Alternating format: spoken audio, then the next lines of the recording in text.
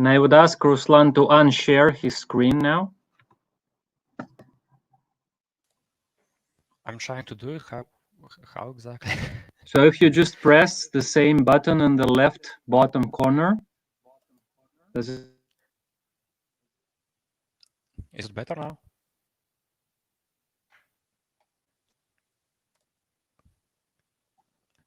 Did it help? I still see your screen. I pressed it once again.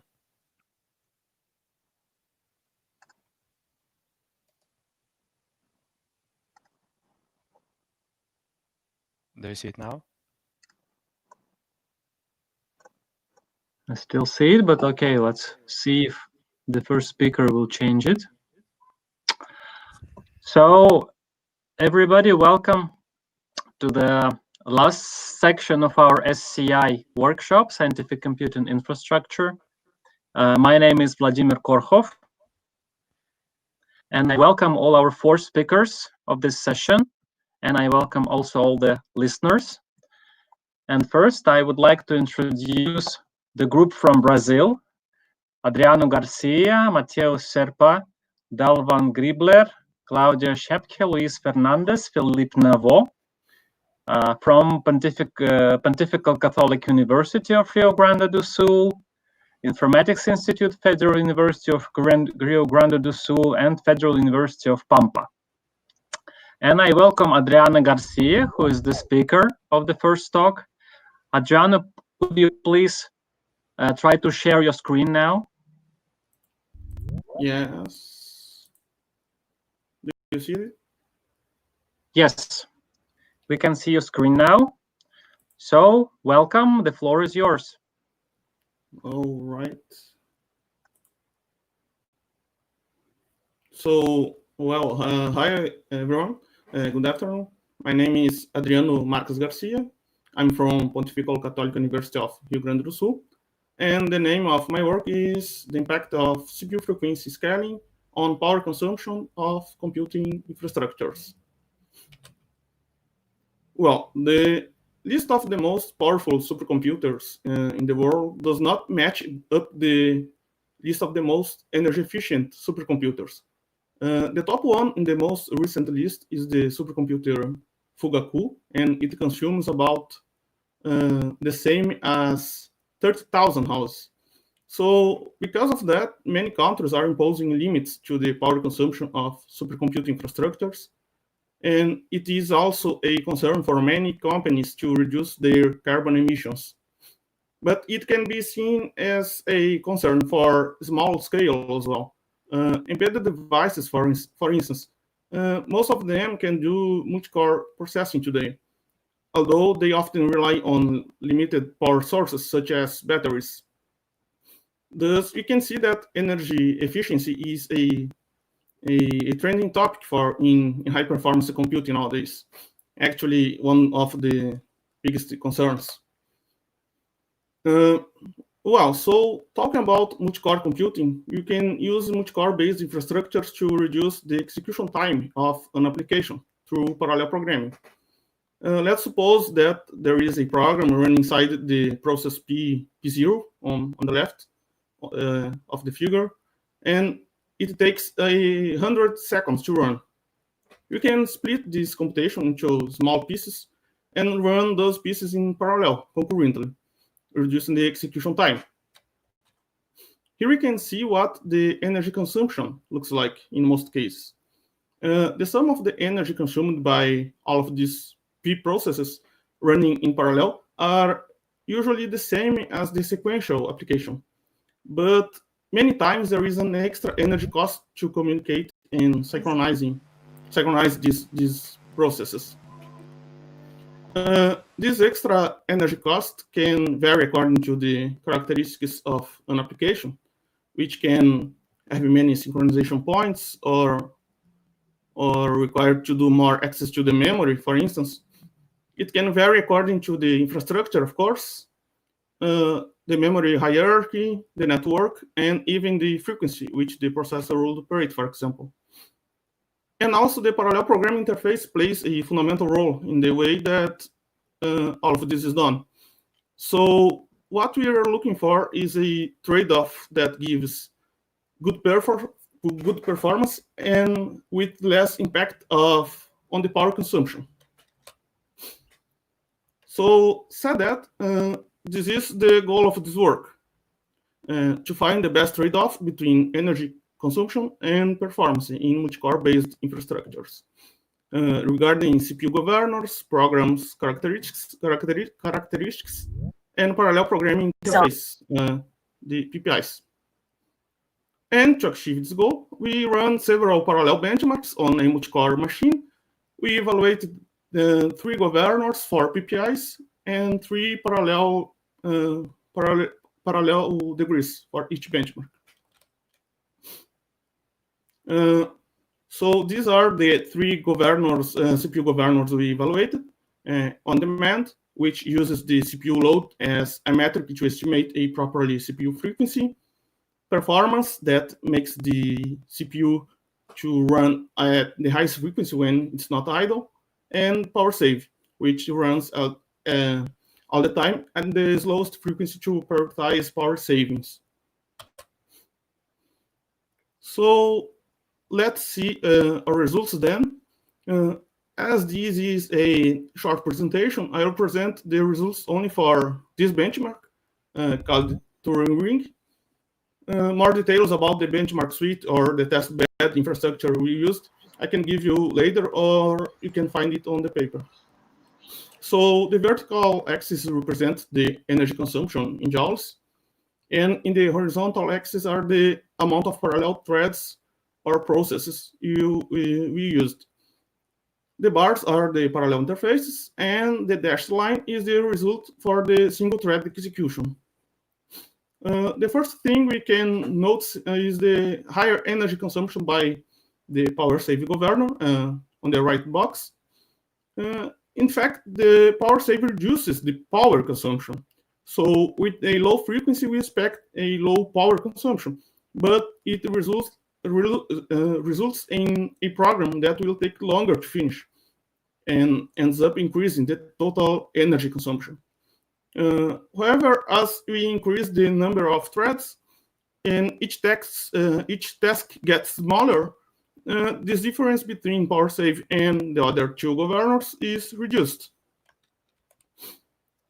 So for 2 threads, power save presents an energy consumption about 2.8 times higher than the performance governor or even the on-demand. Although for 6 threads, it has 2-fold increase.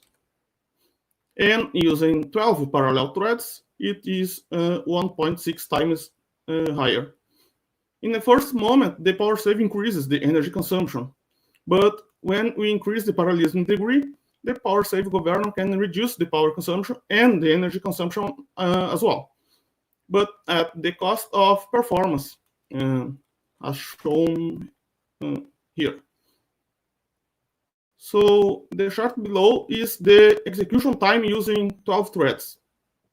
In the blue bars, you can see that the power save 3-folds the execution time of the first 2 governors. However, looking at both charts, we can get some other interesting results.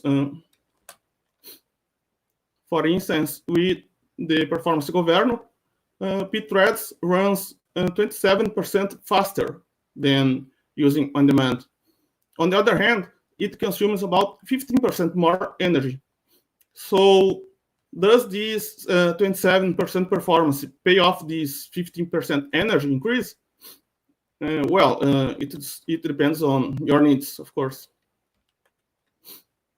So the general conclusions of this work are that performance governor consumes about 9.8% more energy than on-demand for CPU-bound benchmarks.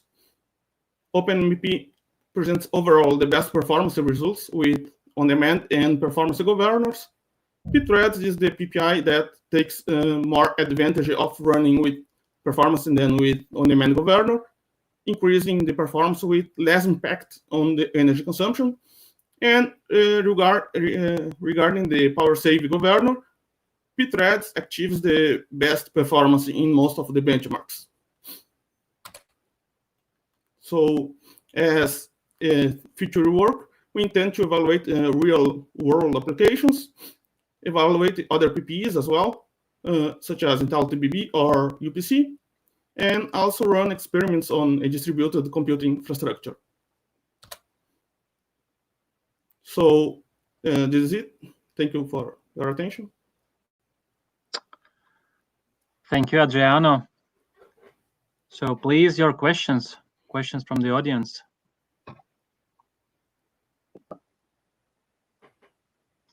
I have some questions. So could you please clarify, did you calculate the power consumption of the processor only, of the computer as a whole, or also additional equipment? No, only of the processor. We use the Intel PCM tool. It monitors the hardware counter of the processor, and you can get the energy consumption by. Okay, I see. Because some cases, especially when you use MPI, especially if MPI is in the proper conditions running over the network, you will have to also include the network equipment power consumption, apparently. But probably this is in your future work. Yes, there is lots of space to improve the experiments.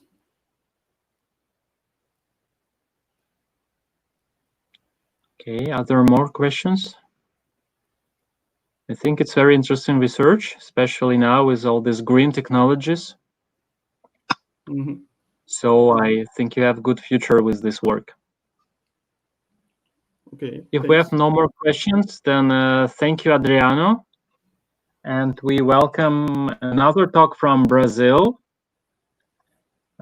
group of Anderson Maliszewski, Eduardo Roloff, Dalvan Gribler, Luciano Gaspari, Felipe Navon, from Federal University Rio Grande do Sul, Pontifical Catholic University of Rio Grande do Sul, and Laboratory of Advanced Research on Cloud Computing, 3 de Maio, Brazil.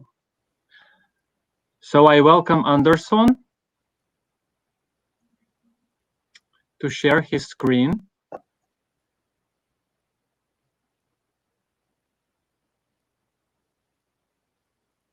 Yes, we can see it. If you could make it full screen now.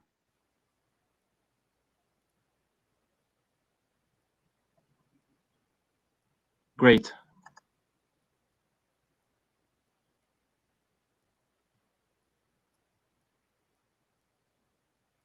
But we don't hear you yet.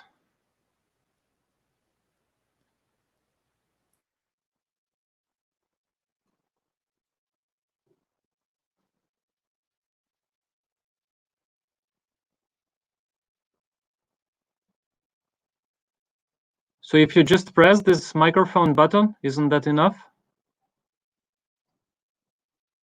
Yes? No?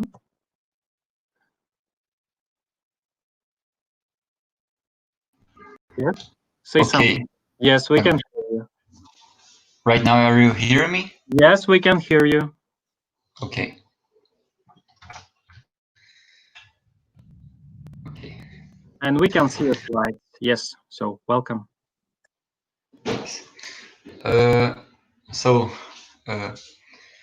My name is Anderson Matheus Maliszewski, and I am a master's student from Federal University of Rio Grande do Sul, URGS, Porto Alegre, Brazil. And I am advised by Professors Felipe Navon, and I will present to you the working title Performance Impact of IEEE 802.380 in container-based clouds for HPC applications. So in recent years, we have seen consistent efforts to migrate HPC applications in cloud computing due to its beneficial characteristics, like the pay-per-use model, and that it provides access to a shared pool of computing resources.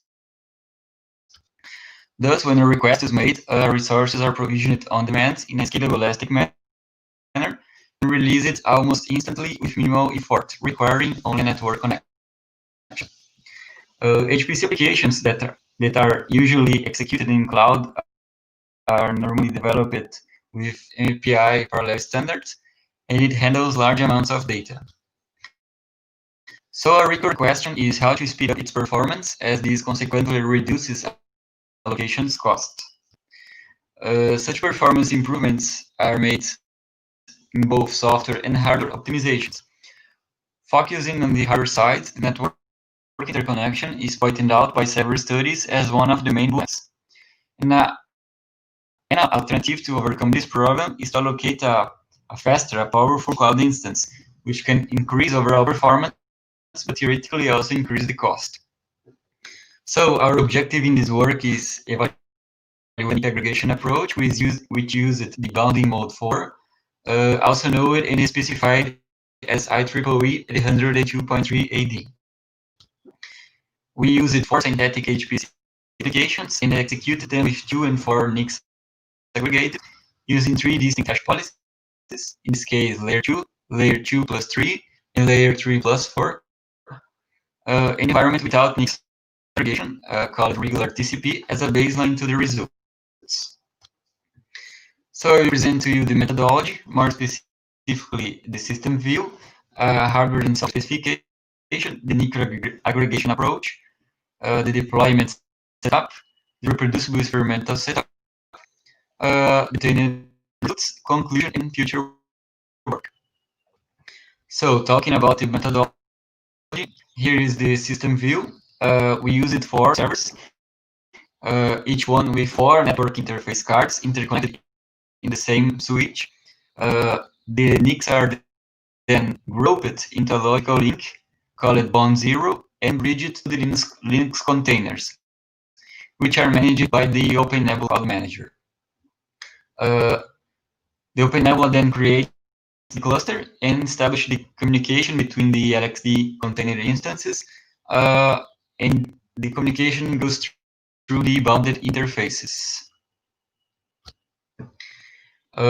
We use a cluster called Mustang from the Laboratory of Advanced Research and Cloud Computing, which have 4 servers, which one consisting in 2 6-core NVIDIA processor 2428 HE with 1 GHz, 32 gigabits of RAM, 4 gigabit networks interface card interconnected by a gigabit switch.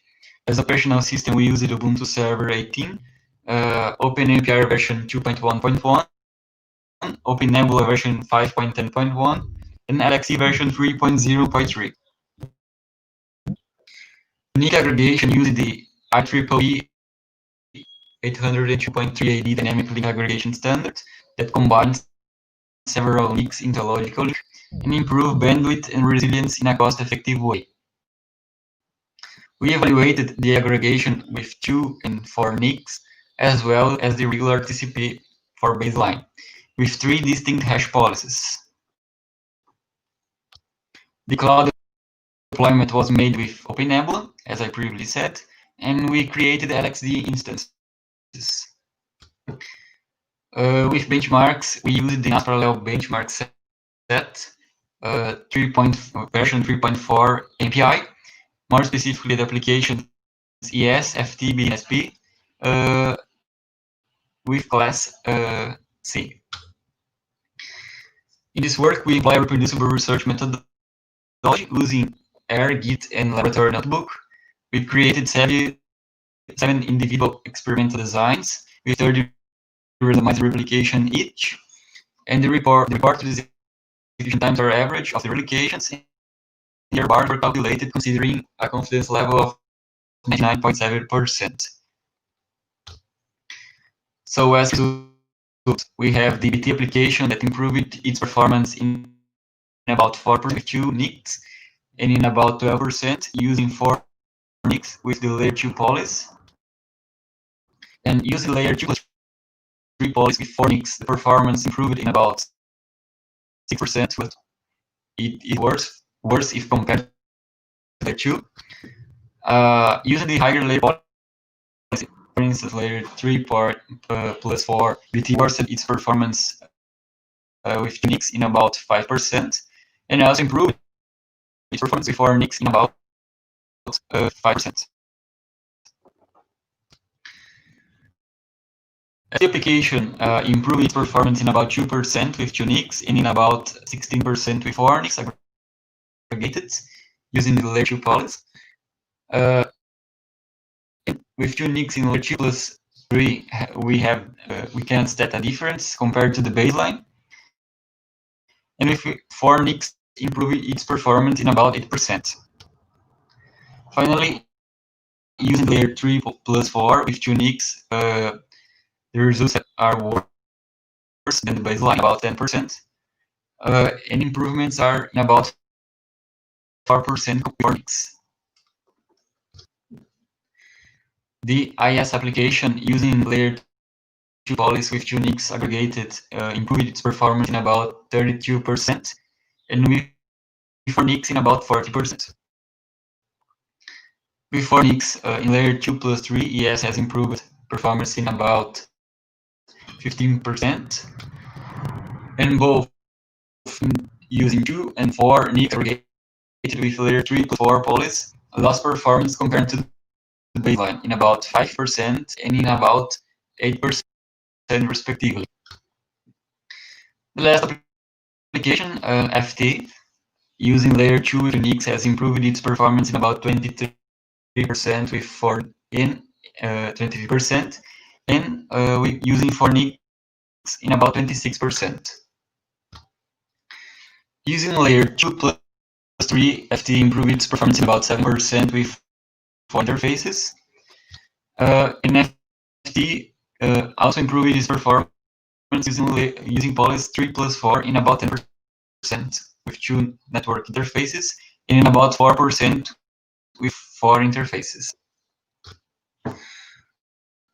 So as conclusion, the NIC aggregation approach integrated into the cloud improved the application's performance in majority of the hash policies.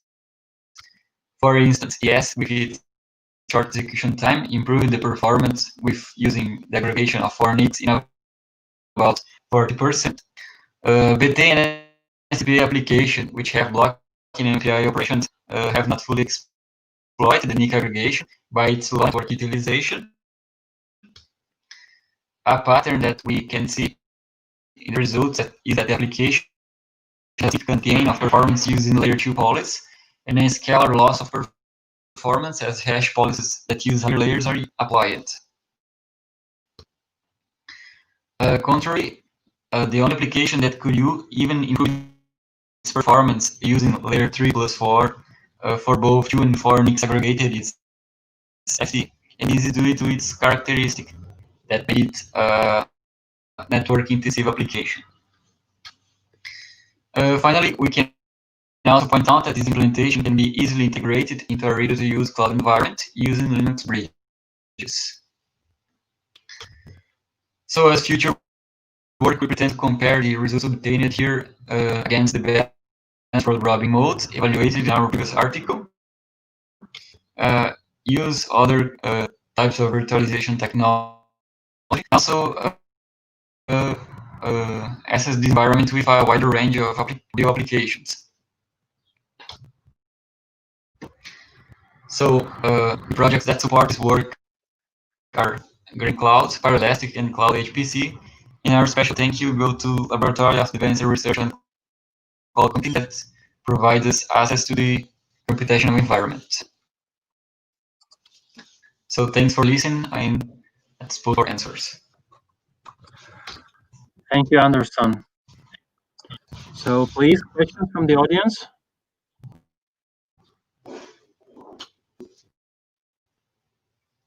Is there any question? I have a question. So could you say, what is your expectation? Does your approach of aggregating NICs will be beneficial for any networking application, or they can be cases where performance will degrade? We expect for any applications, all should benefit from this approach because of its specific characteristics of network intensive, or so not all applications will benefit from this approach. We have some problems with the microphone because I don't hear you well, so it was not so good here in the presentation, but it's a bit some noises there, or maybe if you turn off the video, it will be better for the sound. Could you please repeat your answer? I didn't hear you correctly. Can you hear me now? Yeah, I think now it's better. So maybe it was video that took some bandwidth. Okay, Could you sorry. repeat? No.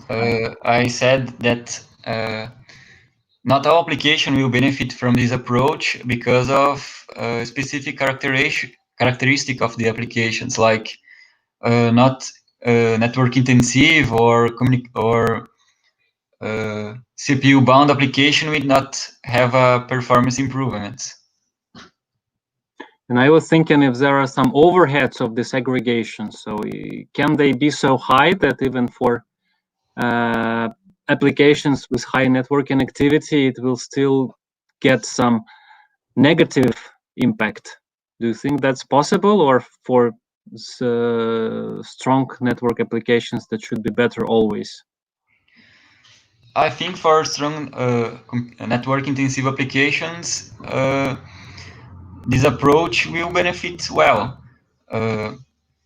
In our previous article, we detected some performance losses, but we used other bounding modes. Okay, but Yeah. in this evaluation, any application, compute intensive application, will not have some improvement results. Yeah, but they will also not lose performance probably. So it will be interesting to see your results with the real applications on your future work. I think it's very interesting. Yes. Very interesting way of research. Do we have more questions? If not, then thank you, Anderson, and we welcome the next speaker. So there is a paper by Ruslan Kuchumov and Vladimir Korhov, myself, collecting HPC applications processing characteristics to facilitate co-scheduling. So let's welcome Ruslan. Ruslan, please share your screen. Hello, everyone. Do you see my screen? Yeah, but we can see your video with myself frozen. That's something, at least. Okay. Do you see my presentation? No. I think we see the last screen, not response. Yeah. That makes sense. Показать.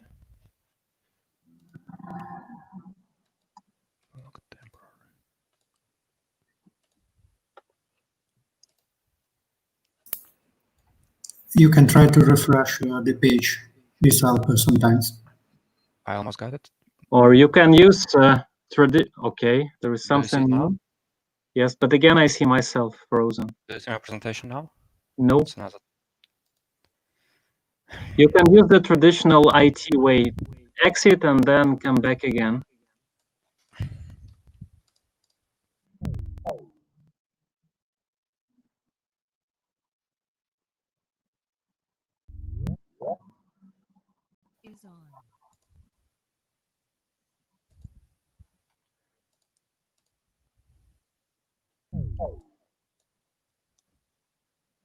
Did it help?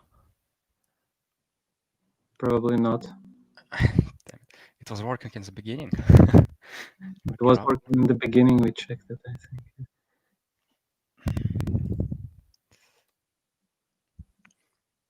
Well, my browser says that it is sharing the screen, but probably you do not see it. I think you can try that you would share your screen and show my presentation. I can share my screen with your slides. That's right, and then you will tell me when to switch. Just give me a second. I will find it. It should be on Riot.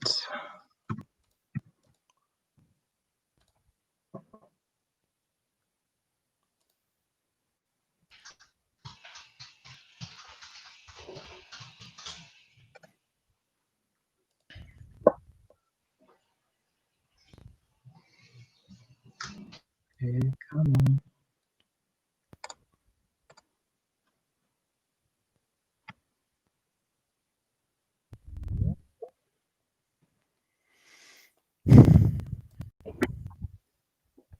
Yeah, I'll try to share it now.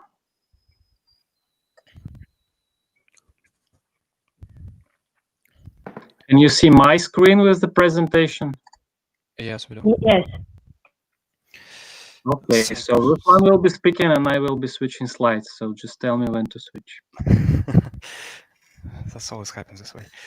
Okay, let's start. My name is Ruslan. I'm Kuchumov.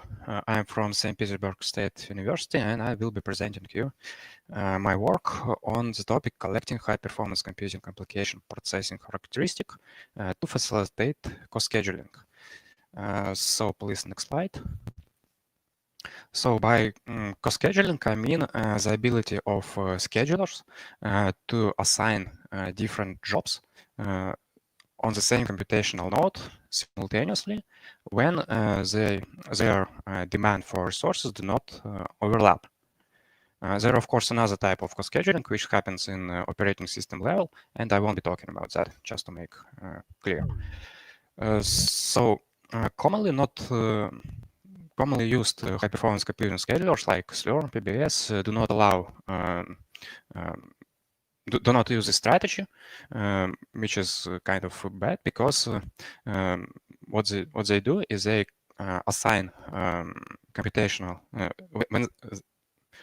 which is kind of bad because they assign a single computational node to a single job, and when there are multiple resources on that node, and job only use some portion of them, other portion of resources would be idle and not accessible for others for other jobs.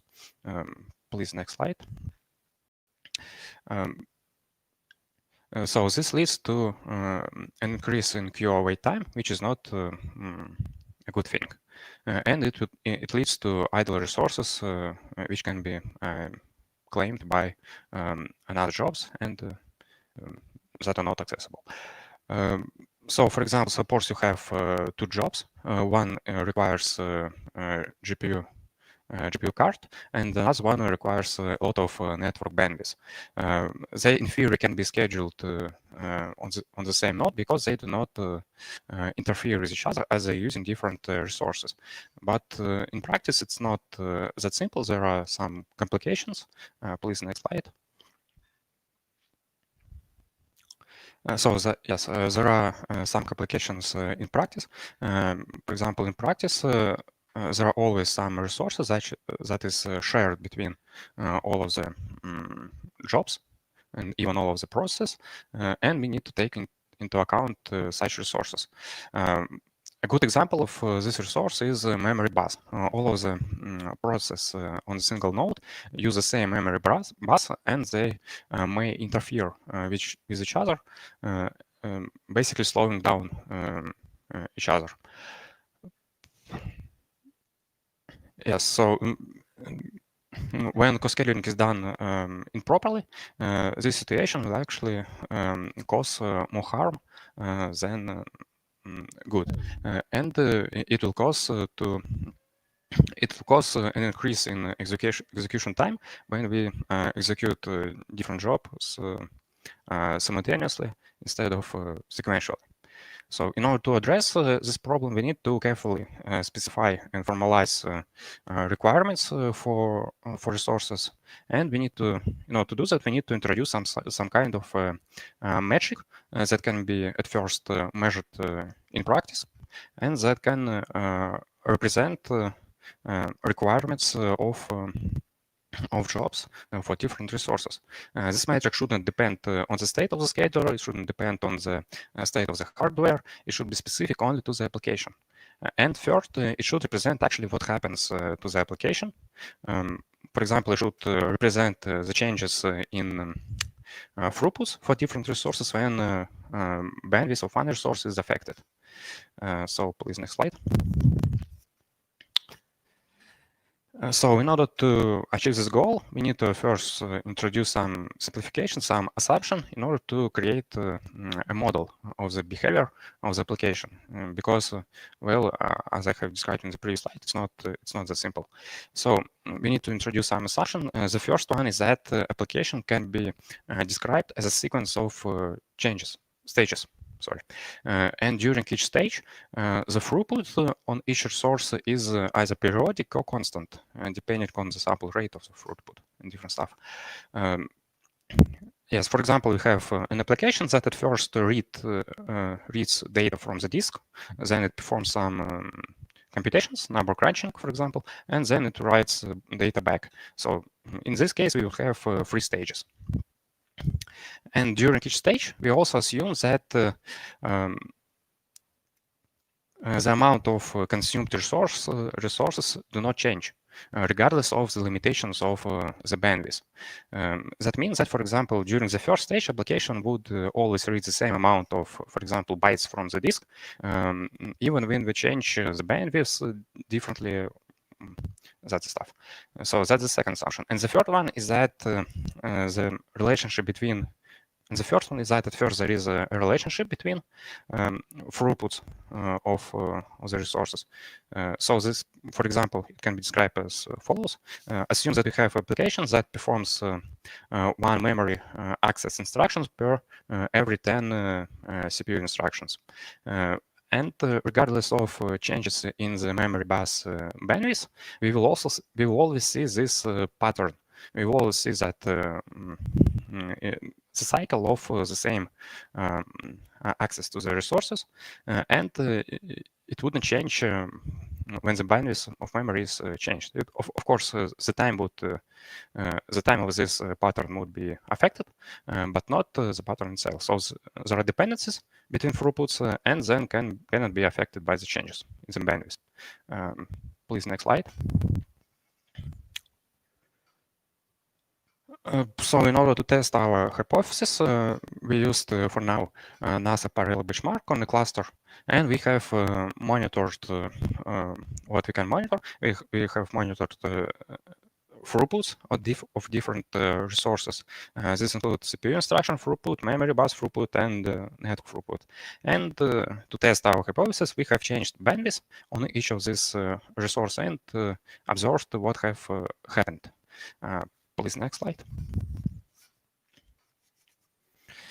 So as for the first assumption, it's quite straightforward.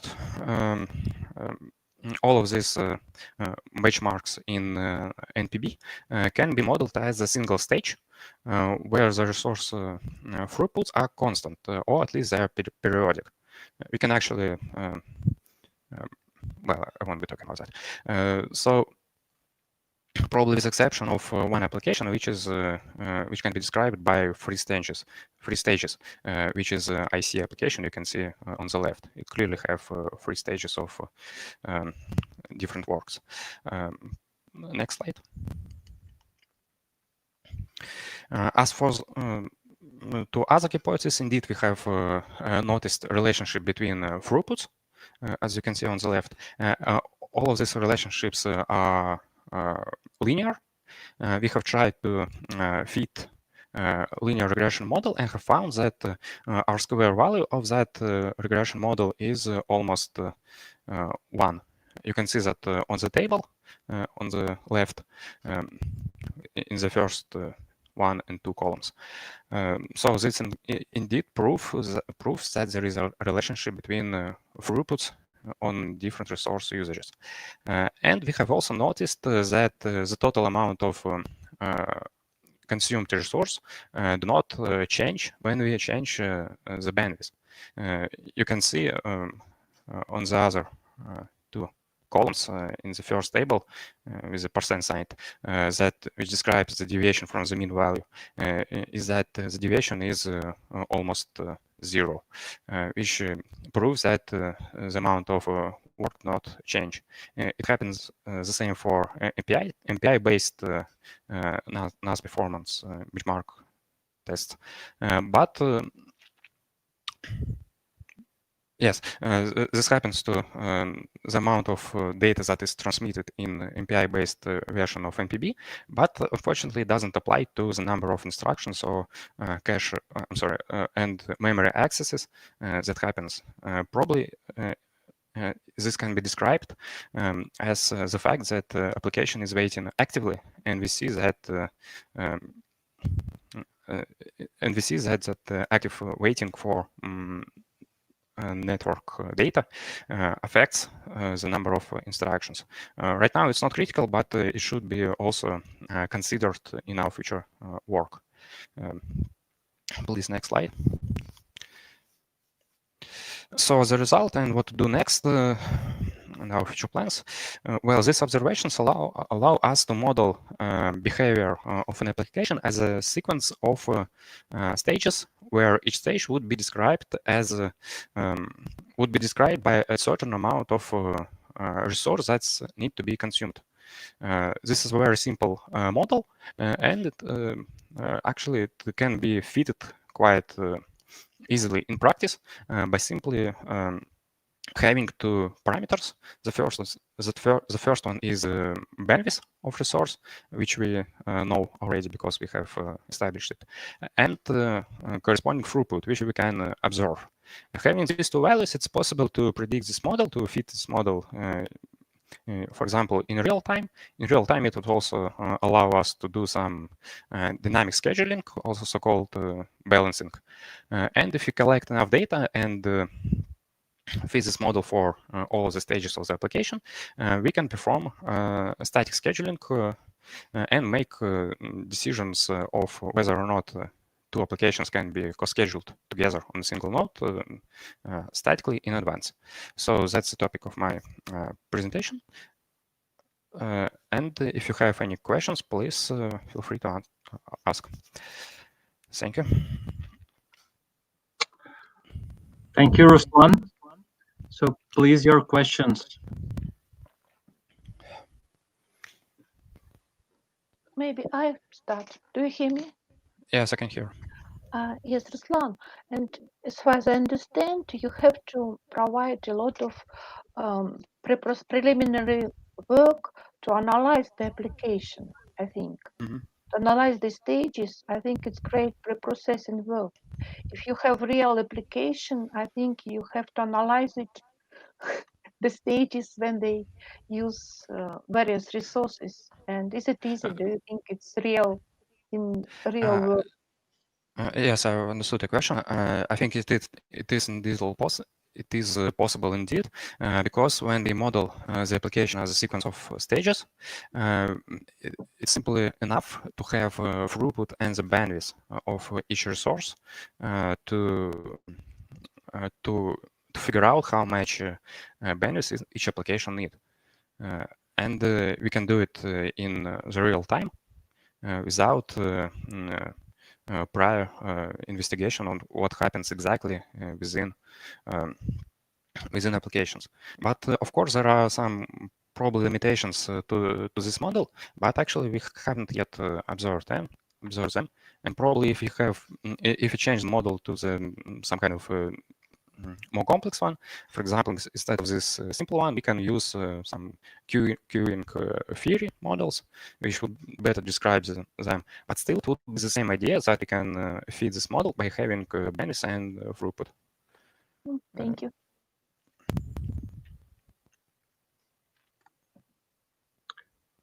Are there more questions? If not, thank you, Ruslan, again. I will stop sharing my screen. Thank you for help. Yes, welcome. And we will move further to our last speaker of this session. Igor Kulikov will present his work.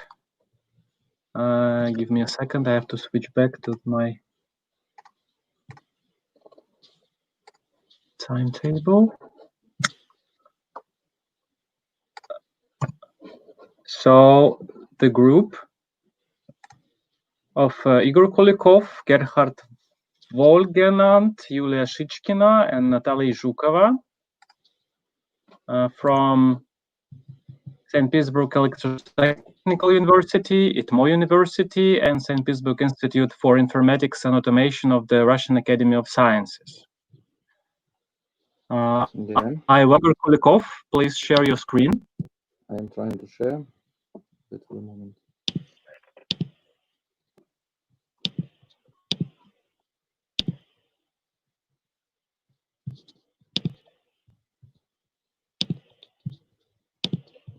restart my presentation.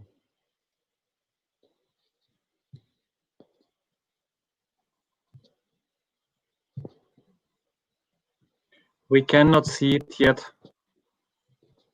but I remember it worked in the beginning as we checked it. Okay. Yes. Can you see my presentation? Yes. We can see, but not now. We can see it full screen. Yes, thank you. So please go ahead. Let me introduce our work, analytical computer infrastructure for monitoring dynamic network based on knowledge graphs. Then dynamic network monitoring systems are designed for solving a known set of problems. New tasks are expensive to implement and often cannot be solved without architecture changes. We offer a more flexible system and data architecture. A typical dynamic network multi-service communication network is considered for this work. Telecom operators are in need of an analytical computing infrastructure to provide solutions for complex monitoring tasks and change in the requirements and tasks. Let's begin from description of traditional telecommunication network monitoring systems. The main goals of these systems are network performance monitoring, emergency monitoring, user account monitoring. These goals overlap with the functional areas of network management systems. I mentioned before, we first discussed the problem that traditional monitoring system can solve. Different monitoring systems can be compared regarding the ability to solve the following problems. Report generation based on the main indicators of network quality according to the service level agreement. Trend indications concerning the main network performance indicators. Trend forecasting for the main network performance indicators. Network topology analysis. SNMP protocol support. Application of an agent-based monitoring model. Event logging. Message delivery support for different delivery models. All of these tasks are element on structure of goals of monitoring systems. A typical monitoring system consists of following components: the main server, including the server software core, subsystems for interacting with agent, the user notification subsystems, graphical user interface, report generation subsystem, and event logging subsystem. Also, a set of agents which provide incoming data flow. Problem definition. By analyzing of incoming request statistics from the stakeholders of the telecommunication network of a major cable TV operators, we identify the following groups of features not available in traditional monitoring systems. For example, user classification based on different criteria taken into account both traditional monitoring data and data from other systems. For example, billing, location points, distribution of access rights, statistics on the use of services, application, and data. Search for information associated with network elements, such as metadata associated with data assets, services, schedule, previous behavior of users, and other. Analysis of user interests. Streamlining the search for key causes of incidents. Also, dynamic control of telecommunication networks parameters based on monitoring the metrics, including metrics on user interest and activities. This slide introduces the list of analytical tasks for monitoring system according to users or maybe stakeholders roles. You can see that all the stakeholders solve the monitoring analytical tasks.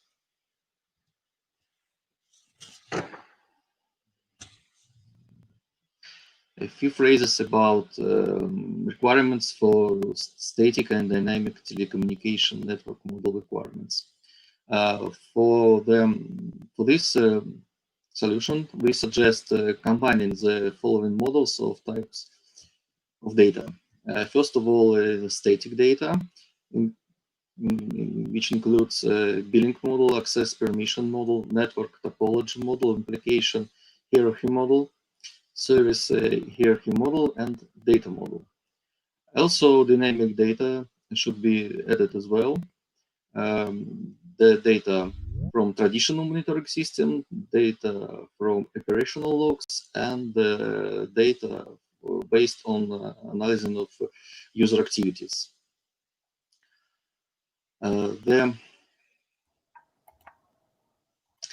The requirements for the structure of the dynamic data and the interaction between this data and static model. Some attributes for dynamic data should be added to the model, like event identifier, timestamp, event type identifier, geographic information, if applicable for the event, and the set of logical links between the event and the static model elements. Events and network parameters that are fed into the analytical computing infrastructure of the monitoring system should be selected in such a way that they allow solving the problem hand. And the data flow parameters, like data recording schedule, the number of monitoring parameters, methods, and parameters for deleting obsolete data need to be selected so that both the requirements for analytical reports are fulfilled and the desired performance is achieved. The system optimization issue connected with system design or configuration can be presented. Then let me speak about common architecture of our solution. We suggest using a knowledge graph technology for analytical infrastructure building. Knowledge graph operates with RDF triples, which consist of subject, predicate, and object, and data access provides by SPARQL language. The static components of knowledge graph of a telecommunication network is based on the telecommunication service domain ontology. As you can see at the slide, the right picture. And this ontology consists of 3 layers: a layer of common ontology, a layer of telecommunication domain ontology, and flexible layers of application ontology. In this layer, we can create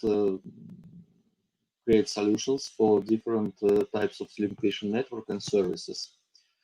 The analytical computing infrastructure has the following layers: semantic web service based on unified service architecture, common service facilities and value-added service layer, and the personalized layers for personalized application. One note, the use of general accepted ontological model is critical for the subsequent integration of the analytical computing infrastructure for monitoring the information with external applications and the systems that deal with semantically linked data. To provide these requirements, we choose well-known TSDO for our solution. Let me say about the static structure of our knowledge graph. In this slide, static model is presented. As you can see, green nodes are from TSDO, preset of telecom service domain ontology, and rose ones are designed by others for providing a solution for telecommunication operator. Both part of static models are connected with each other using RDF triples approach. Dynamic data should be added as well. As you can see, we use virtual nodes for providing flexible integration between static and dynamic data, and all of the required attributes are included into elements of this dynamic model. Just a couple of minutes more, please, because we are a bit behind the schedule. Okay. The dynamic part, let me introduce computing infrastructure, analytical computing infrastructure architecture. We suggest 3 main model consist for solution. The more interesting is the analytical infrastructure knowledge graph. That this model consists of SparkQL RDF data storage, ontology repository, dynamic REST service supporting API for interaction with other part of the system. Also, we evaluate some performance experiments, and in this slide you can see the results. So, from this experiment, we can conclude that analytical computer infrastructure for monitoring and recognition network based on knowledge graph, and the example presented the acceptable performance indicators of the knowledge graph has a size of 1 million static nodes and about 10 million dynamic events. Next, we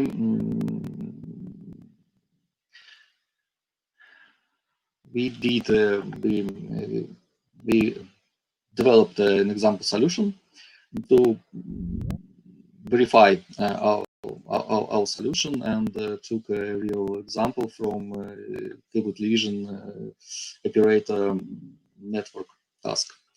And this task, we defined distribution of user request by following criteria: how in a day, device model, and particular city district. We designed full knowledge graph structure. Green nodes are dynamic and rows are static elements. And also 3 different requests were made with different criteria. First one is we find the distribution of user actions for particular device model in particular city district. Second one, we find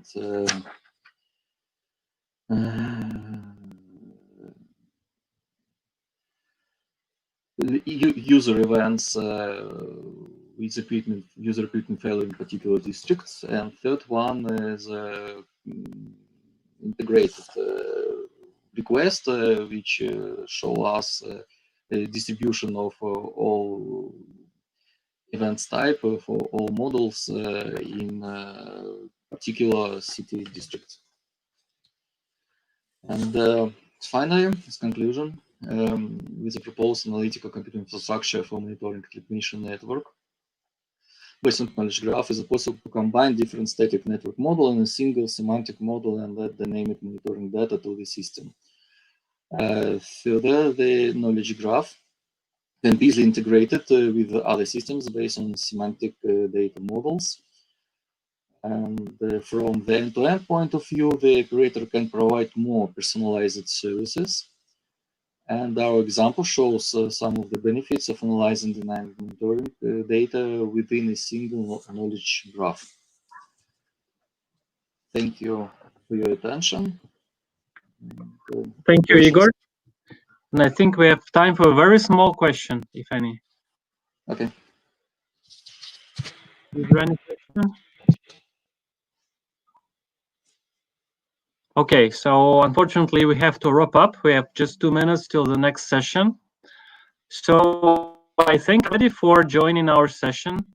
I hope you enjoyed it. So I thank all the speakers and I thank all the participants.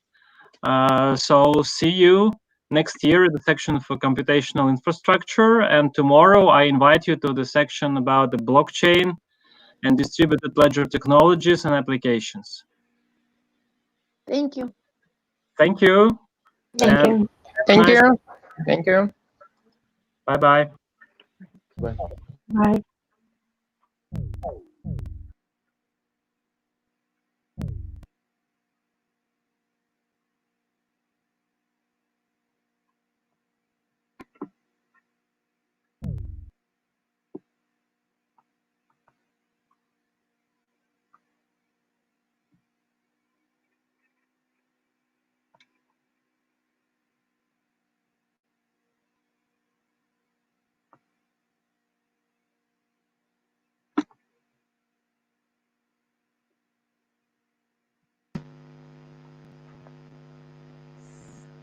Sim, boa tarde. Boa tarde. Olá, Flora. Olá. Olá, como está? Não sei se nós temos muitos, mas é melhor falarmos em inglês, não é? Good afternoon. Welcome to session, KIMC session. I want to thank all of contributors who are present who are going to give the presentation under this session. And all our presence, of course, because without people we have no session. I think I want only to check who is already present here. Let me just open the plan. Excuse me, Professor Teodoro. Yes? I'm Rafael Arjolas. Just a minute to remind you that I'll be your technical support for this. Oh, thank you very much, because I'm a little lost with this, because I never put a keyword or something else. It was not need.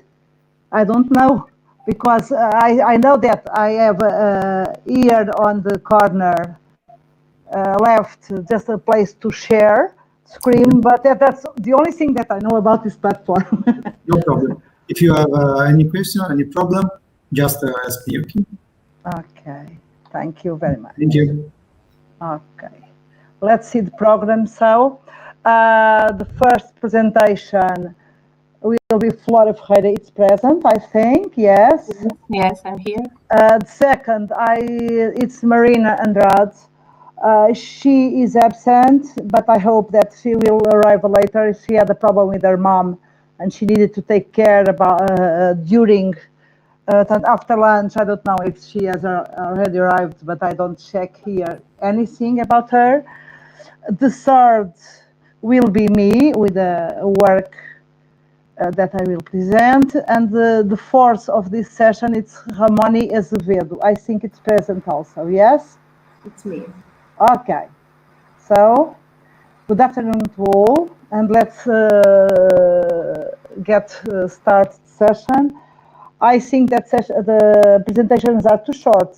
It's 8 minutes plus 2. It's it's just to talk.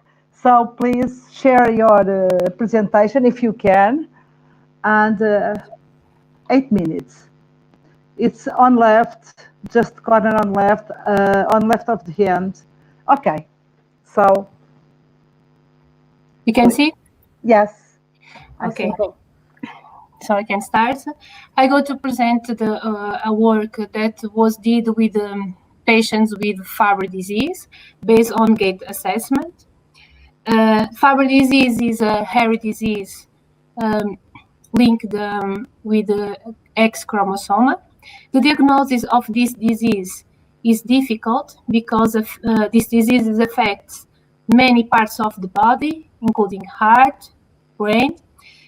Many people that have Fabry disease developed white matter lesions in the brain, and white matter lesions have been associated with gait impairment. On the other hand, gait impairments have been reported in Fabry disease. And our previous work of our group shows that gait assessment could be used as a good complementary clinical tool to discriminate persons that with and without this pathology. But we don't distinguish the persons that, or the patients that have white matter lesions or not. And the presence of white matter lesion may reflect a different gait profile. So the objective of this study is identify relevant gait characteristics to discriminate first Fabry disease patients with white matter lesions versus healthy controls, and second, Fabry disease patients without white matter lesions versus healthy controls. For that, we collect data from 25 Fabry disease patients with white matter lesions, and we select 25 controls with about the same age, and number of females and males in these two groups are the same. And also we collect 14 data from 14 Fabry disease patients without white matter lesions, and we select 14 age sex match controls. We asked to the subjects to walk during a corridor with 16 meters. And during that, we used two sensors, positions on both feet, that as we can see in the picture. And these sensors measure different gait variables in each gait stride. And at the end, we have 70 gait time series collected from this, using these sensors. With these road strides, we start to normalize the strides using multiple regression model. And after that, we calculate the mean and standard deviation of each gait time series. And we get 32 gait characteristics. And we apply a feature selection to select the different sets of gait characteristics. And we implement different machine learning classifiers using these selected sets of gait characteristics. Briefly explaining how we did the normalizations, for each stride, we calculate a new stride value, dividing the stride roll value by the stride predict value. This stride predict value is obtained using multiple regression model, and we used as independent variables age, weight, height, gender, speed, and stride length. These independent variables are selected based on previous works. After do the normalization, as I said, we calculate the mean and standard deviation of each gait time series, and we get 32 gait variables. And first, we select 12 of them using a filter method, and then we apply 3 different worker methods to select the different sets of gait characteristics. And we use this different set of gait characteristics.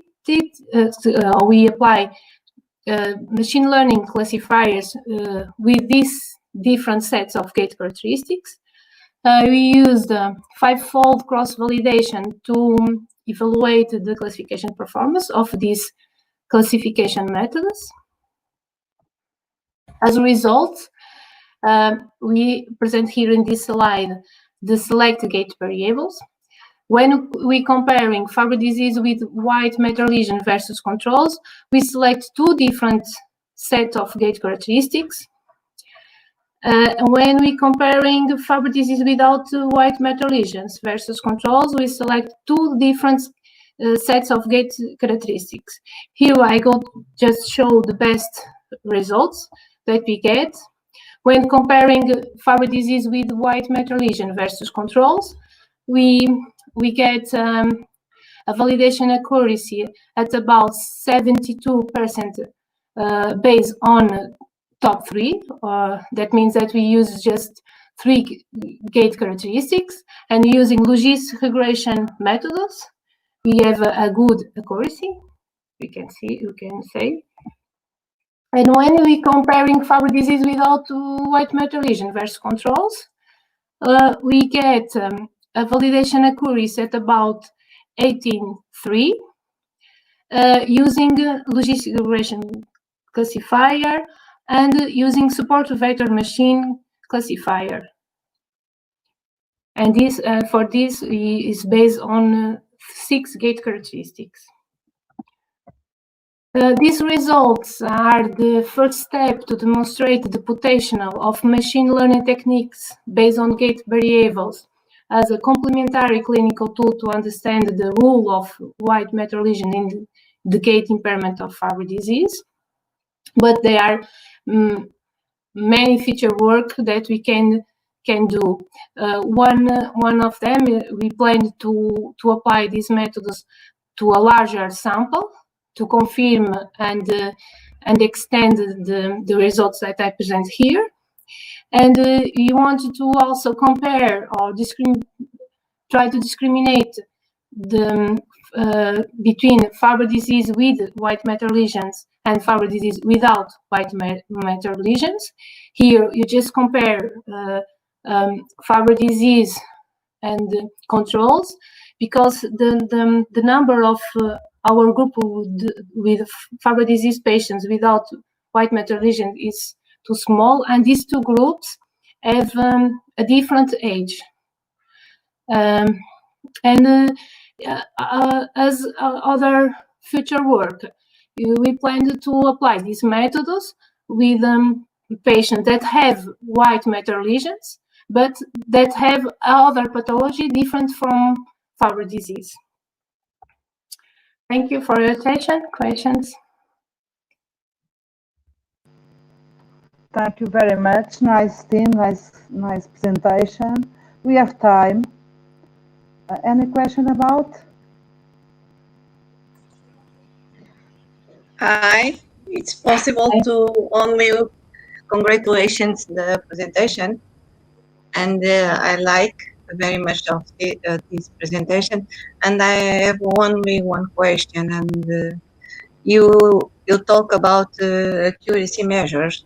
Which one you use it to compare these models or these techniques?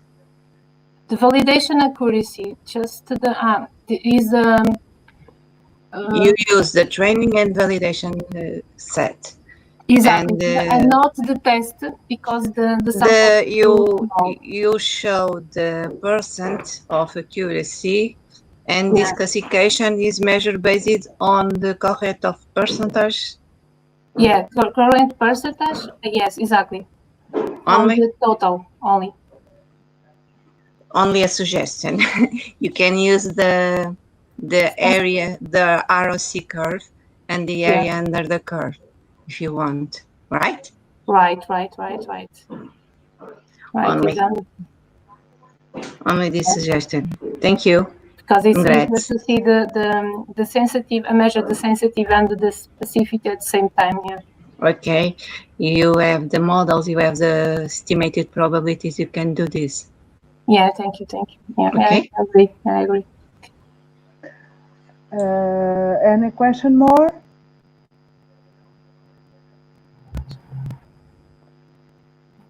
So we are going to start next presentation. I think that Marina Andrade still didn't arrive.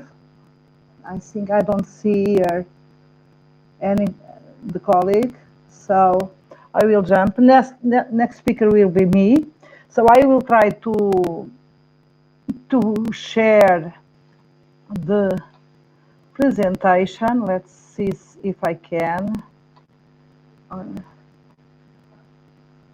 Let's see.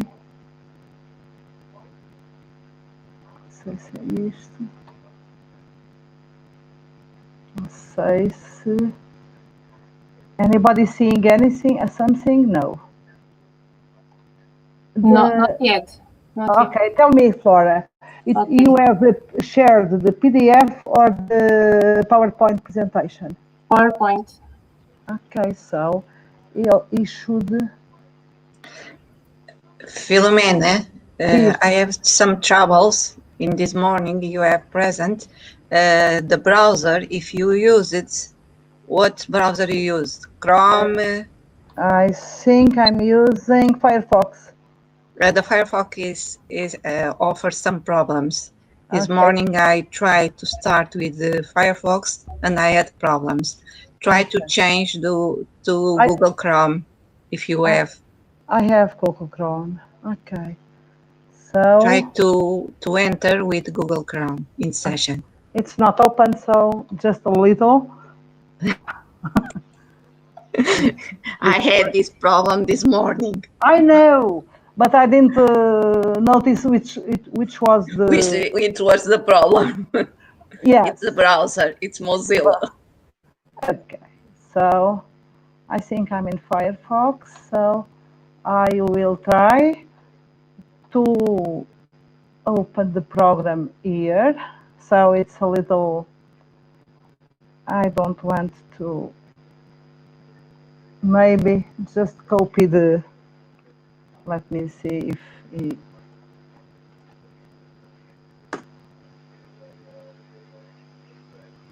okay. Live streaming is on. I think I'm already here. Okay. So I'm just closing.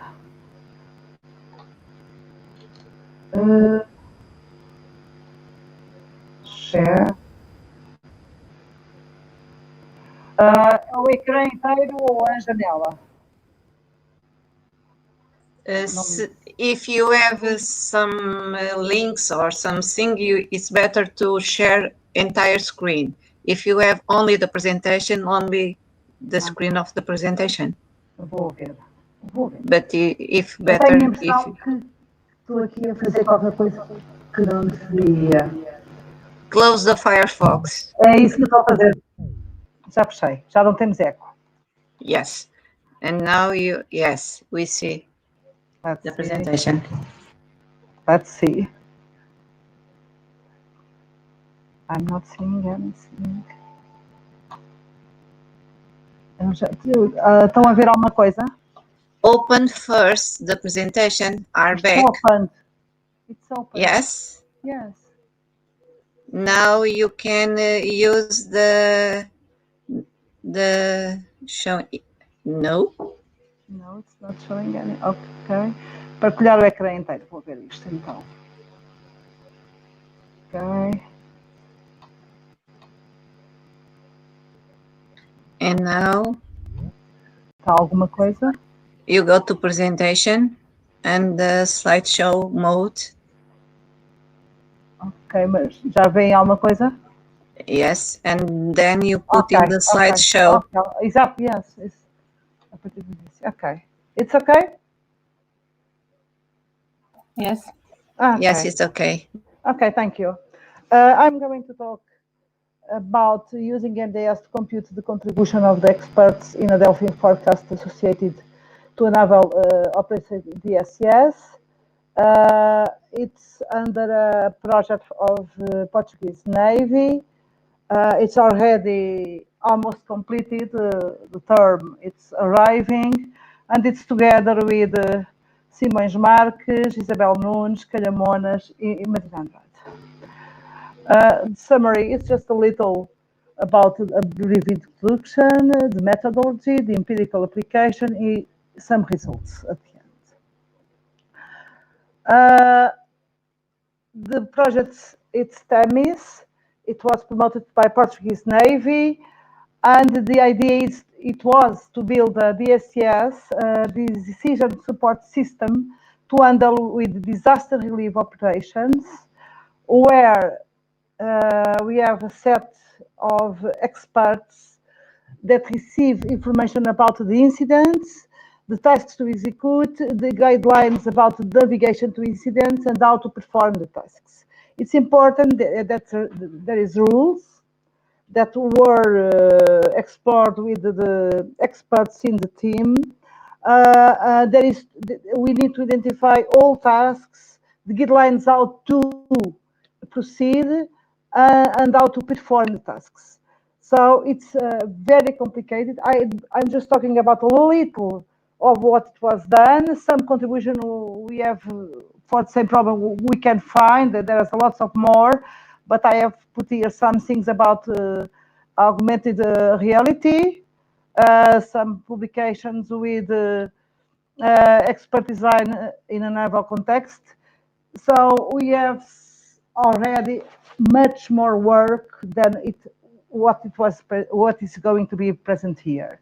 The idea of building and implement a DSCS, we need to have the ability of prioritize certain teams to specific incidents, taking into account the importance of each team that acts in case of emergency. For example, if I have somebody we need to tweet, or somebody that is hurt, of course, that the priority is to help the people who is hurt. It's just an example, but it's important the priority, the order how to perform the tasks.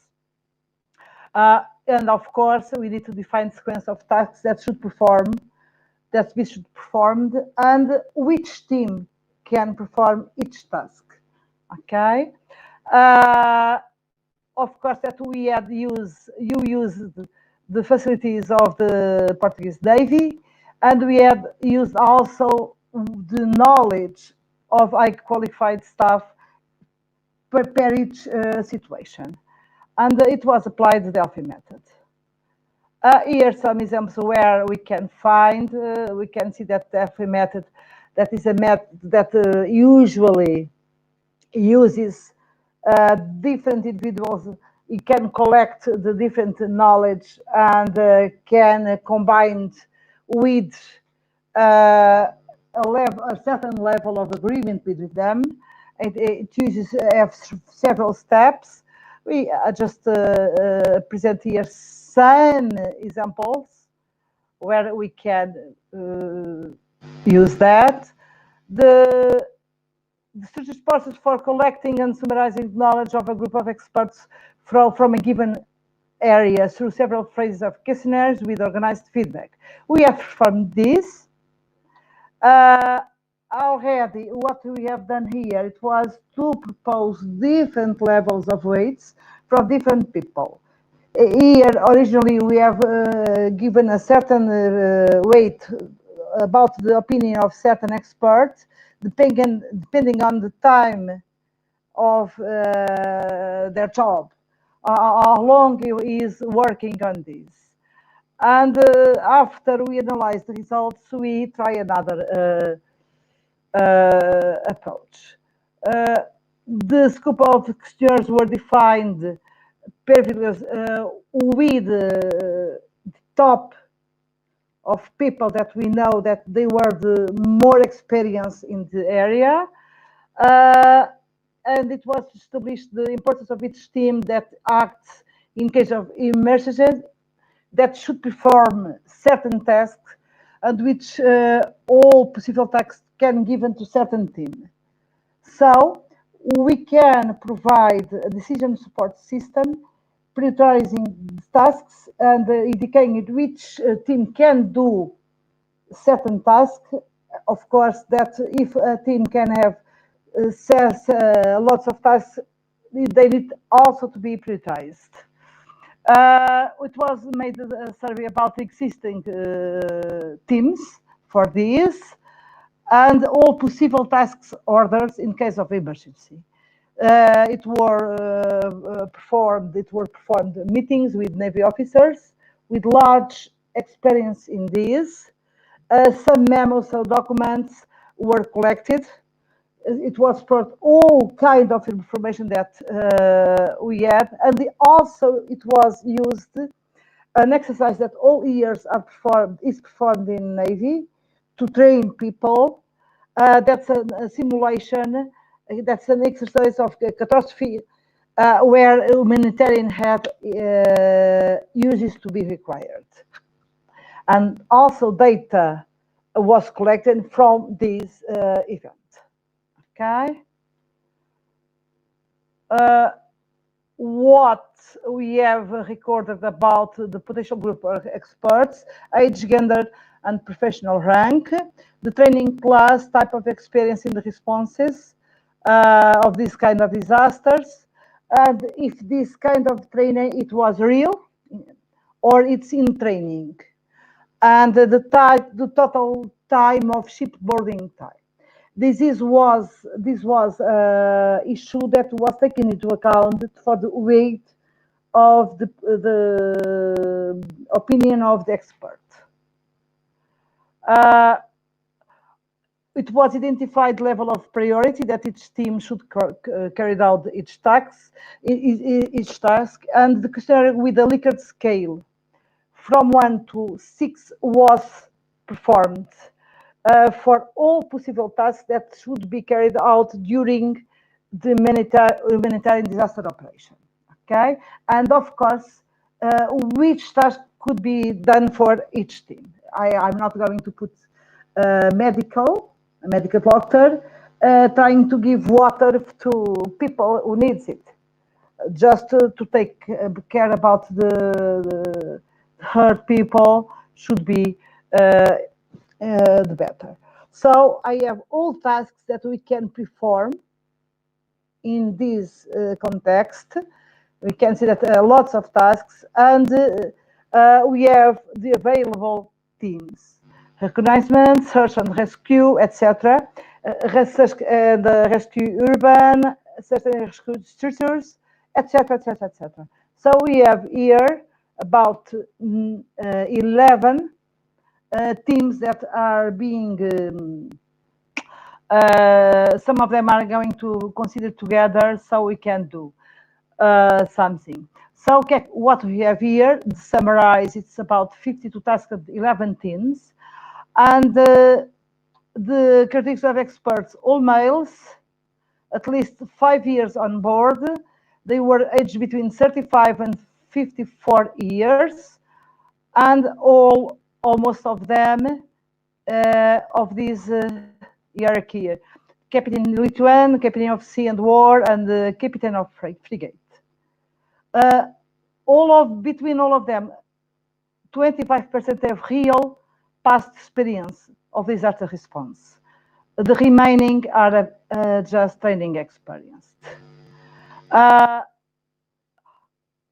To try to see which task had reached consensus, it was used the interquartile range because it's an almost immediate measure that we can use. And if this measure was less than 1, it means that 50% of response at least are to win close to 1 point of difference in Likert scale. We can see the reference that used also this measure. Of course, that each task was weighted by the experience of each expert. Okay. Only tasks with an IKR greater than it was assumed that we have no consensus, and it was considered a second round of questionnaires.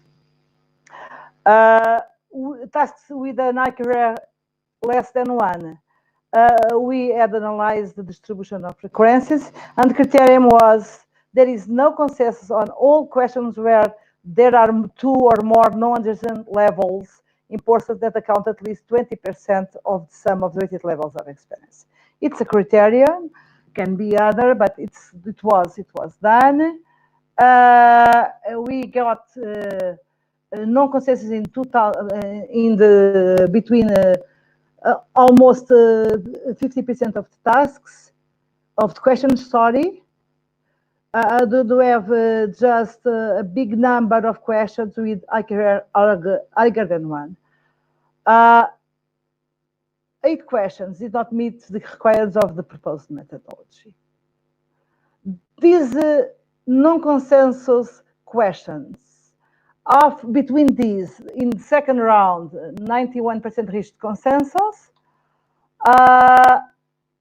and 25 questions were considered in round 3, which they have an IQR greater than 1. Okay. These considered 25 questions. It was performed a simultaneous interview with 2 respondents that was to get the consensus, finally the consensus. The 2 experts were the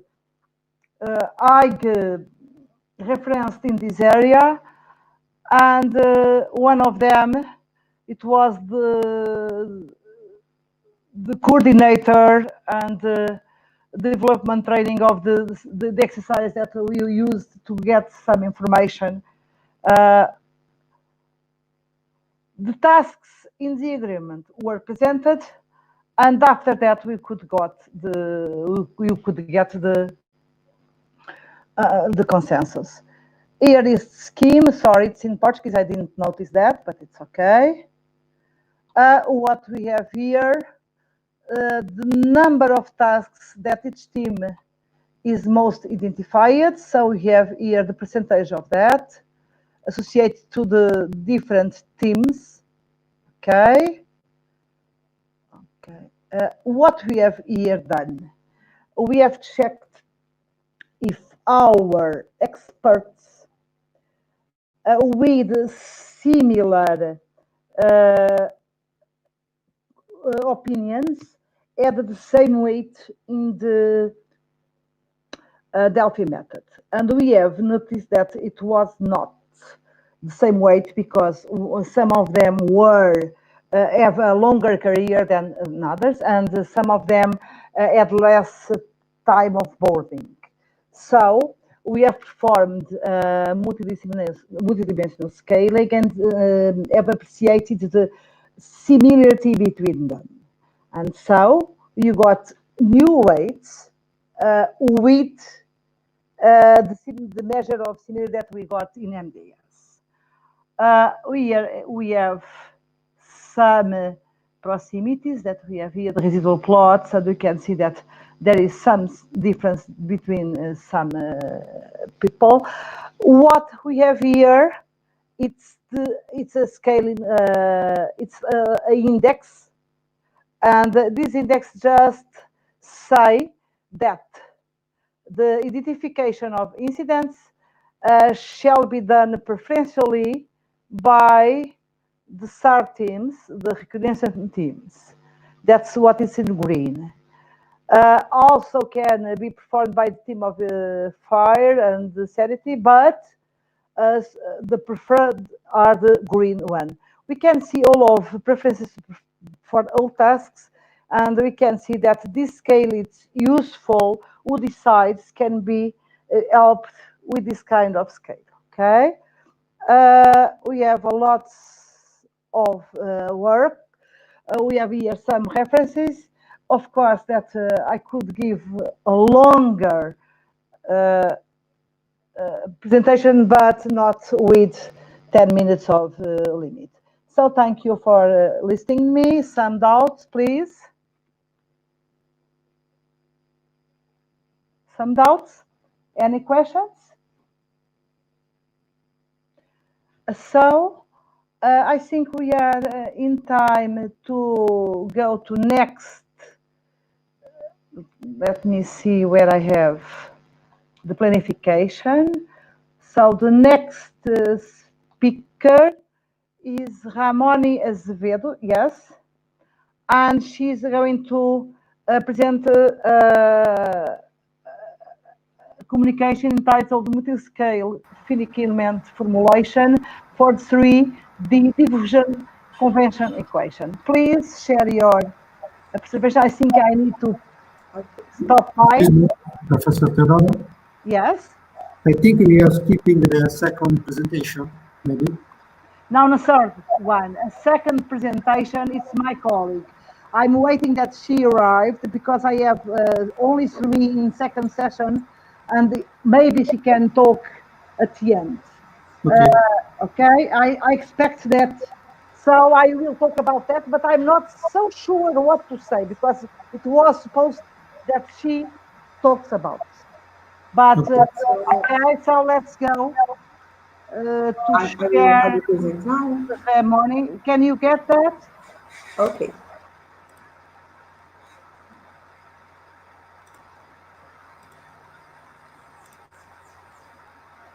Oh, thank you. Yes, I'm seeing. Everyone see? Thank you. So, hi, I'm Ramoni, and I'm going to present the work multi-scale finite element formulation for the 3D diffusion convection equation. The transport equation is important for modeling pollution process, heat transfers, and more. The standard finite element method presents oscillations when the problem is convection dominated. How to overcome these weaknesses? Using stabilized methods. Some kinds of stabilization techniques are residual-based stabilized methods, for example, SUBG, edge-based stabilization, local projection techniques, and the spurious oscillations at layers diminishing scales, for example, CAU. The residual base stabilized methods have been reinterpreted within the context of the variational multiscale framework. The general idea is the decomposition of the variational problem in resolved and fine subproblems. Inside the multiscale methods, the nonlinear two-scale variational methods were developed: nonlinear subgrid stabilization, dynamic diffusion, and nonlinear multiscale viscosity. All these methods present good results for the two-dimensional problems. The aim of this work is to present a numerical study of the DD method for solving the convection-dominated equation in 3D domains. The DD method is based on adding a nonlinear dissipative operator that acts isotropically in both scales of the VMS formulation. The transport equation is given by this expression, where U represents the quantity transported, kappa is the diffusivity coefficient, beta is the velocity field, F the source terms, and G the counter value.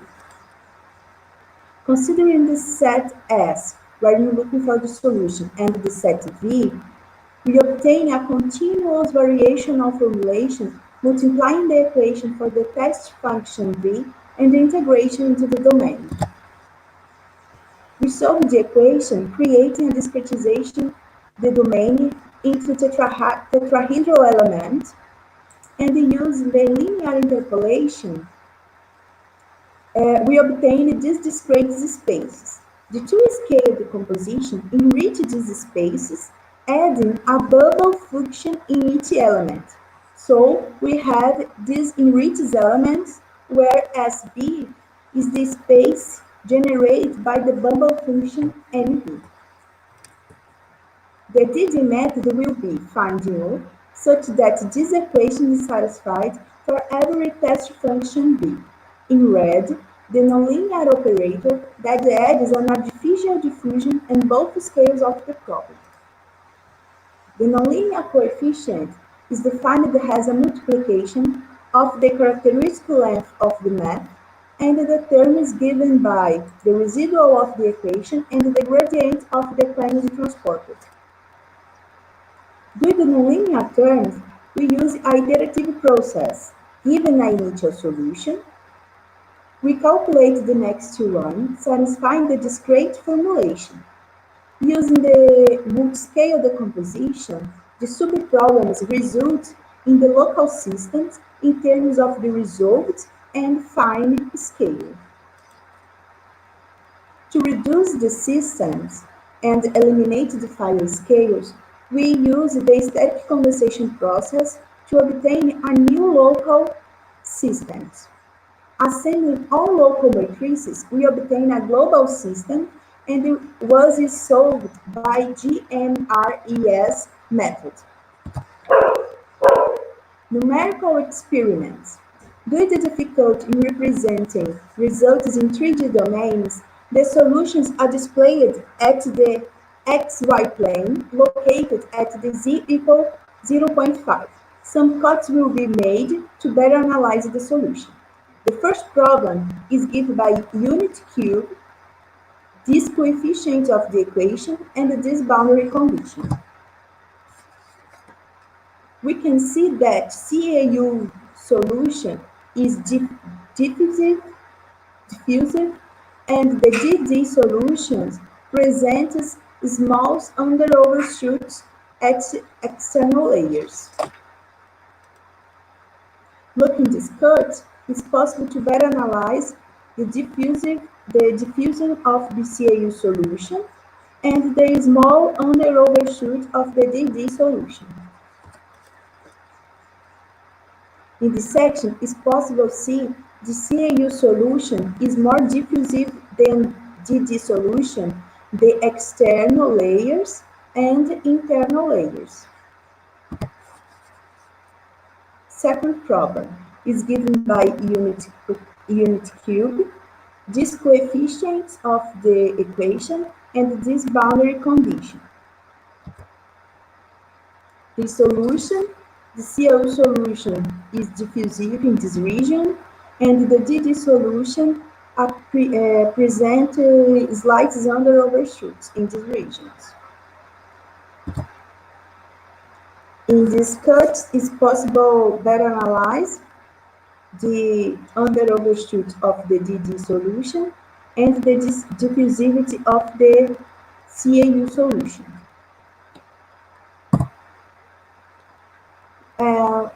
Our conclusion is the both experiments, the DD method obtained solutions less diffusive of the CAU, but with a small under overshoot in the external layers.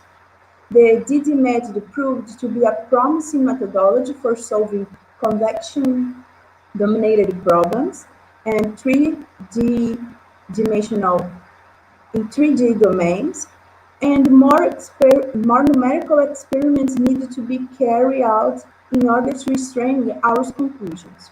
Hospital work applied the DD method for solving 3D unsteady transport problems and investigating the convergence rate for the error in norms L2 and H1. We thank the PAPs and CAPs founding agencies for supporting the research. Thank you. Some questions? Thank you very much. Nice presentation, hard work. Any question? I have one. Tell me one thing, please. In numerics, when we check if a good numerical method is adequate or good or excellent, we use a concept that is order of convergence. Okay? Here, I didn't see. It's usual to use the order of convergence to check the quality of this method or not. Here is only a compare between the solution, because the method we study for us in 2D domains, it's very good, it's a good convergence, but this is a first and preliminary study about the DD method in 3D domains. So in the future, will be more experiments about the convergence, about the more quality and accuracy problems and solvers. So you are telling me in the next future, because it's important, because to check if a method is adequate, we will see the order of convergence. It means that all the error, committed error, just reduced from one iterate for that to next iterate. Okay, but thank you very much. Any question? No? So you can stop if possible to share your presentation. Okay, I think that I'm going to present the presentation that it was for Marina Andrade. I expect that she will arrive in next session, but we have about 15 minutes and I'm going to take advantage of that, okay? So I will share. Não sei. Acho que a janela da aplicação, mas eu não vejo. Só um momentinho, que isto é sempre a mesma. Eu tenho que ter isto aberto. Ok. E portanto agora estou no Firefox. É isto. Can you see this? I think yes. Yes, yes. Okay, thank you. So I'm going to a apresentação a partir do início. Okay, this is a work that me and Marina Andrade had worked some time ago. The theme is Water Meters Inaccuracies Registration, a first approach of a Portuguese case study.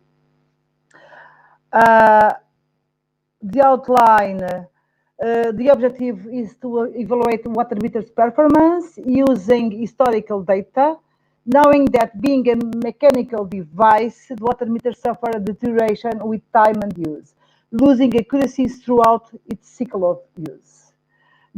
So with that kind of problems, usual enterprises just have lots of costs that they should be reimbursed, and they are not. We intend to approach a problem capable of identifying these anomalies or not a problem consumption pattern. The insight gained with this study to the water utility to identify malfunctioning water meters. Okay.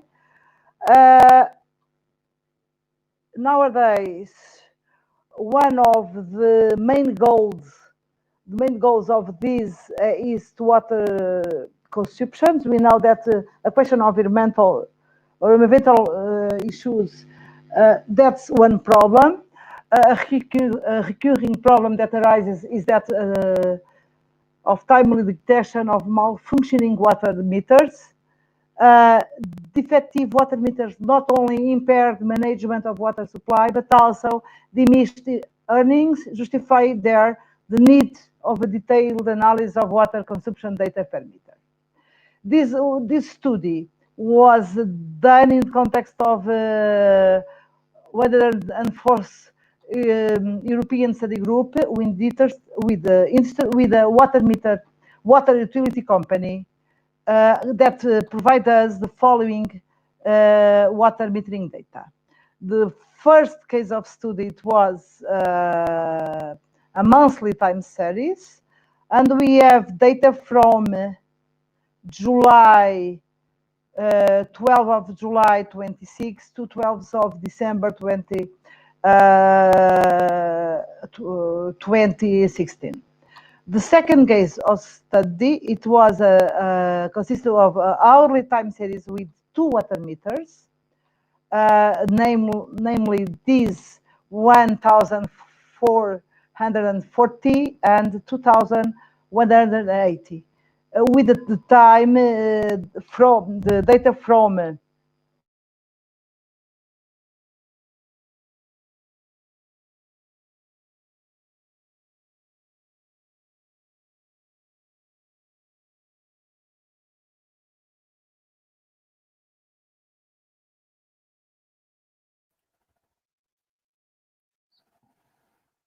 Connection stopped.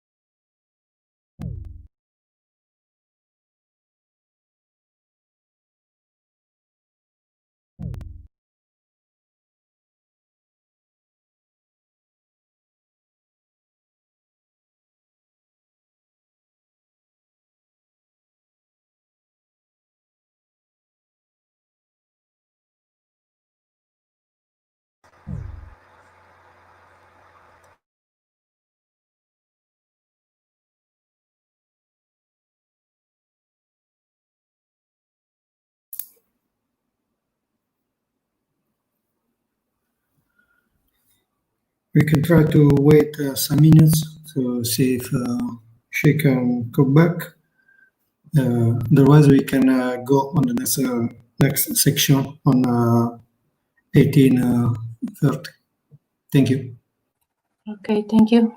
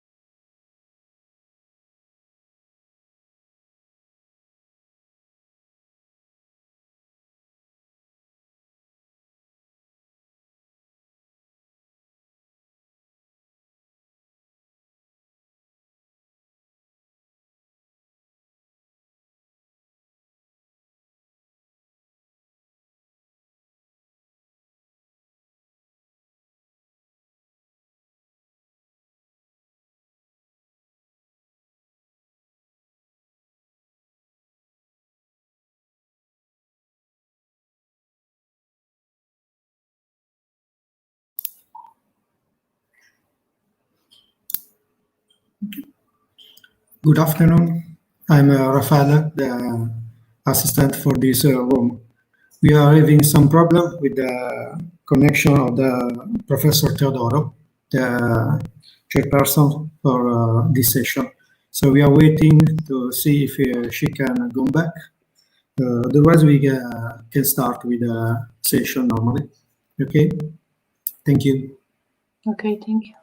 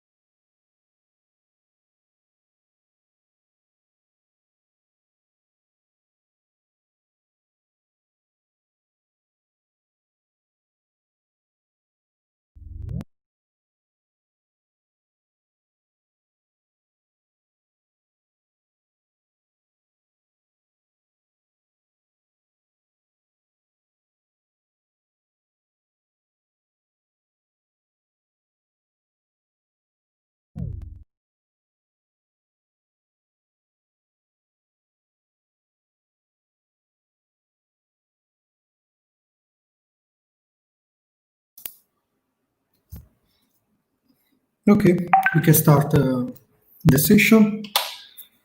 Is Professor Faria or Professor Salgado present? Yes, Susana Faria. Yes, I'm here. Okay, good afternoon. Good afternoon. Can I begin? Yes. Yes, thank you. Sorry, I got to chair.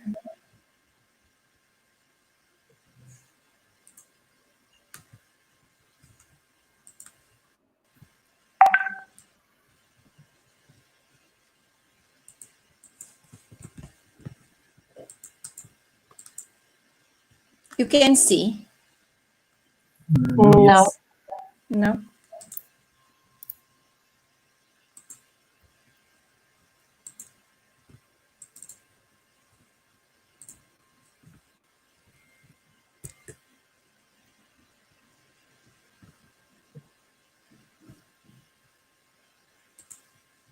And now?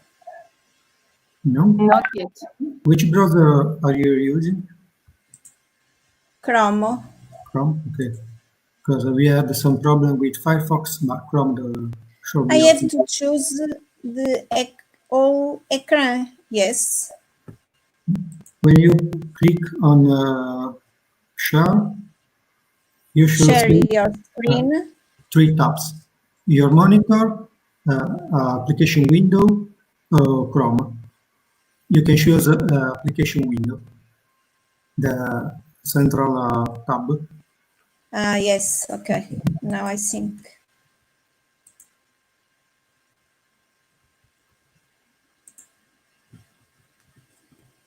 Okay. Now it's okay. Yeah, you can go in a full screen mode if you want.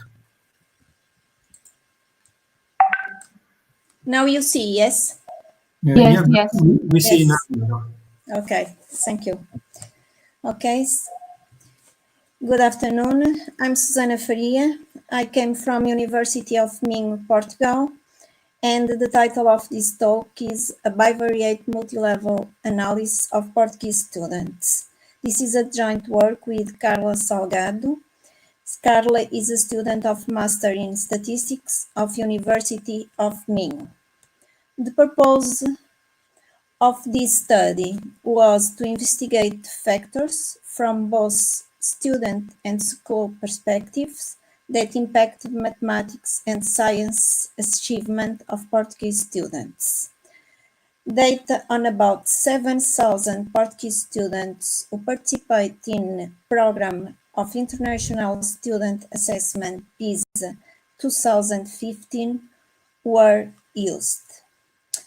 PISA is a international program that provides an international view on the reading, science, and mathematics achievement among 15 years old students from OECD countries every 6 years since 2000 year.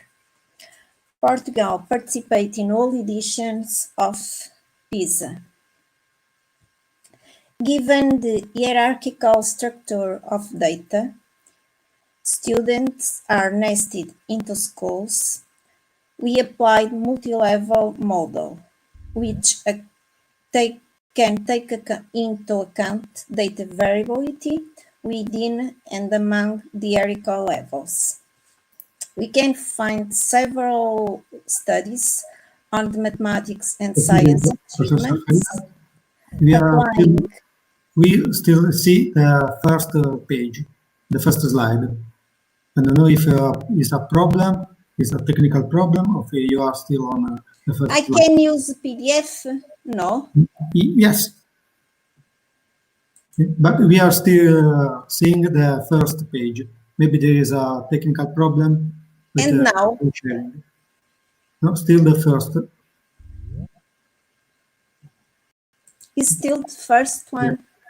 Just try to stop the sharing and do it again. Maybe so we can fix it.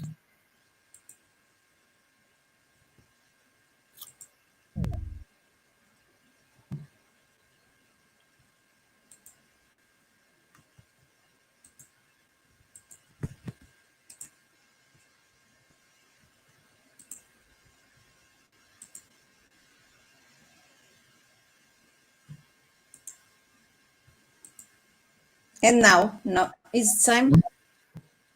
Yes? Now we see your browser.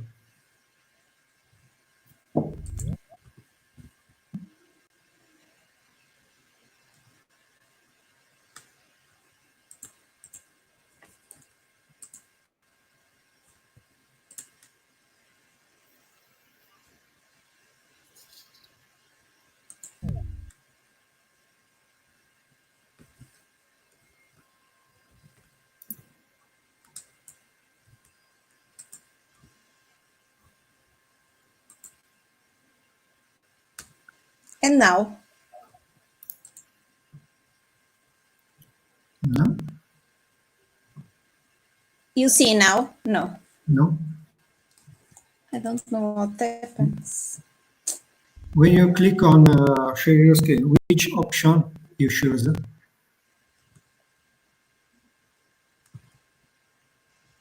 Chrome. I don't know. Try to select the first one to share all the screen.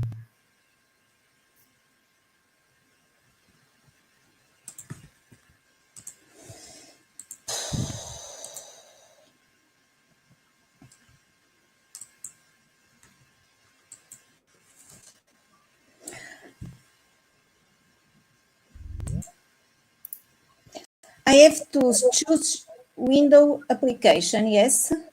Yes, and then click on your presentation.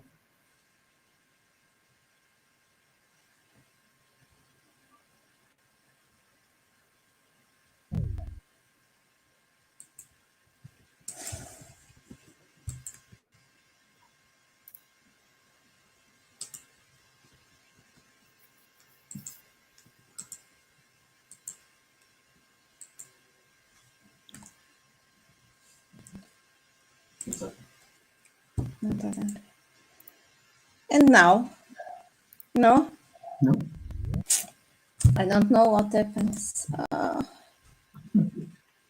Try to choose the first tab when you click on share your screen. Not to, I put share your, I click share your screen. Yes. And then I have window. And I have to choose this. The first one should be your entire screen. And if it's okay now. Okay. Yes. try to go on PDF? Yes. That's perfect. Thank you. Okay.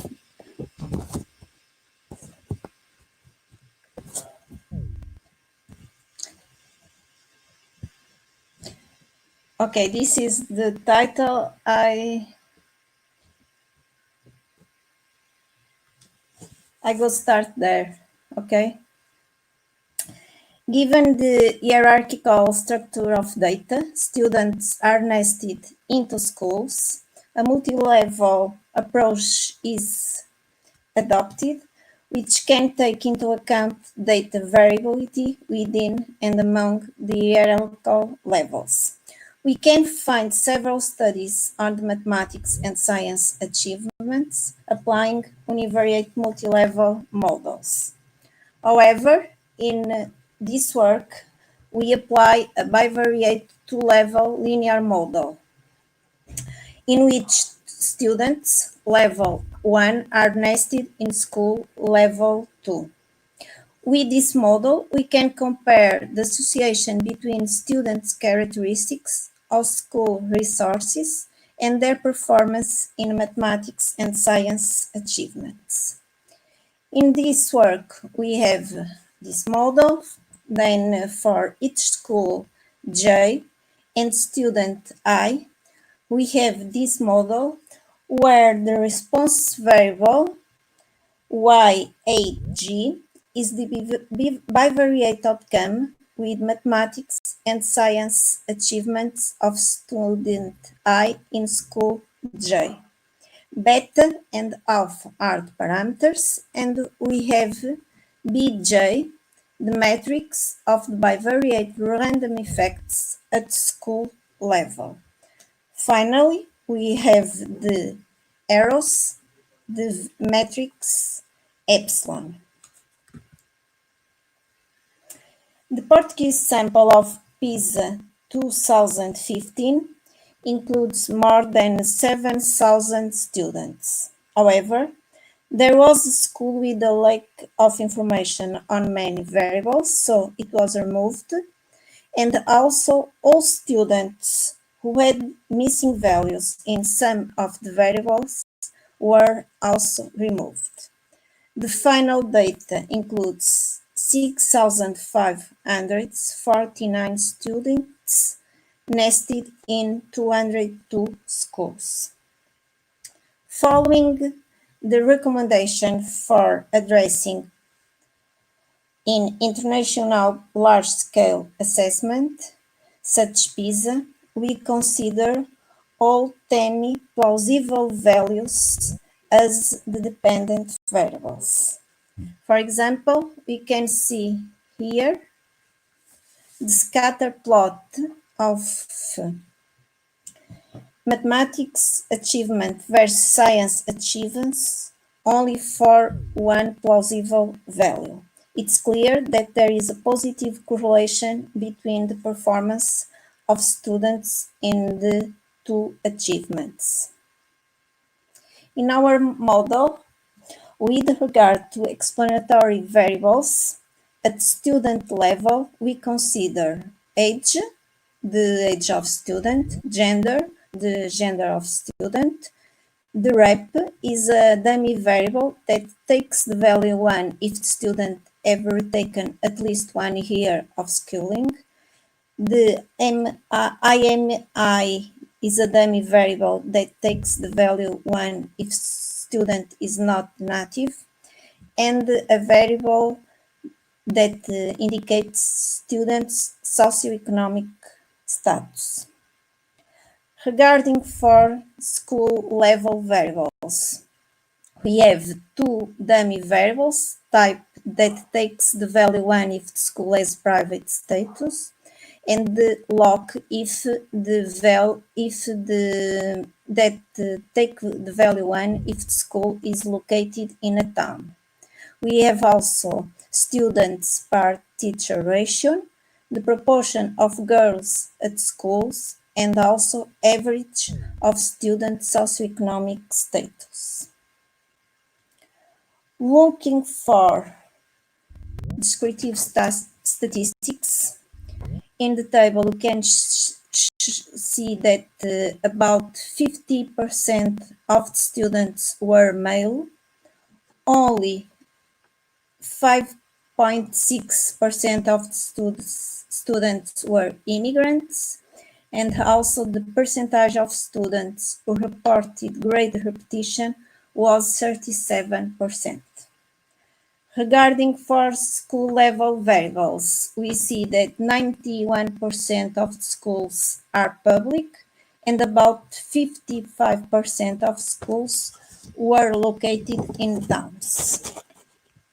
About continuous variables, we see, for example, that the average proportion of girls in school is close to 50%, and there is a great variability of number of students per teacher in Portuguese schools. For example, we see schools with 2 students per teacher and other schools with more than 40 students per teacher. We show here the parameter estimate of final model.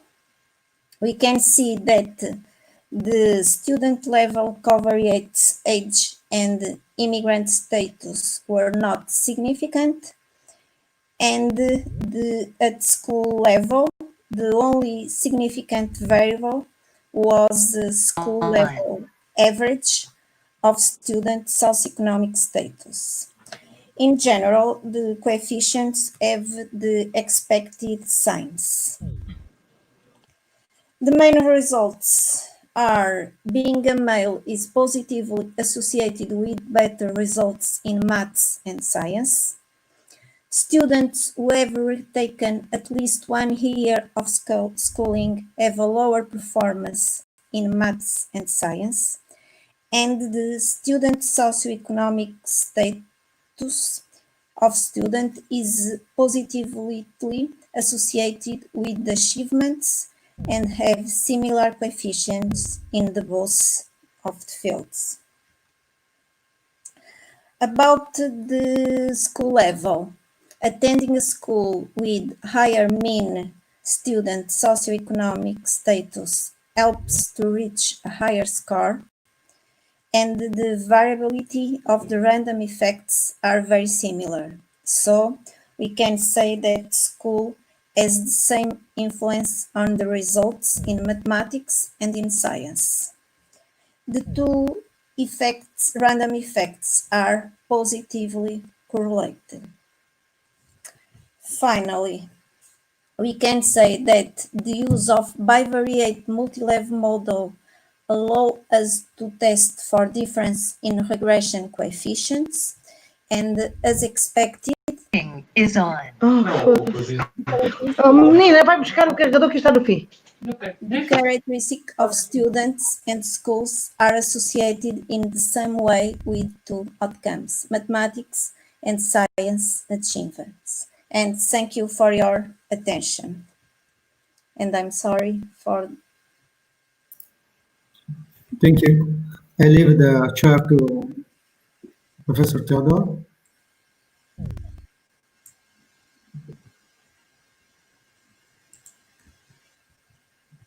You have to turn on your microphone. Okay. Yes? Yes. I will take the image. I'm so sorry, I got without net, so it was just terrible. And the colleague Marina Andrade is trying to enter and she can't, I don't know why. So, we are going. Any questions?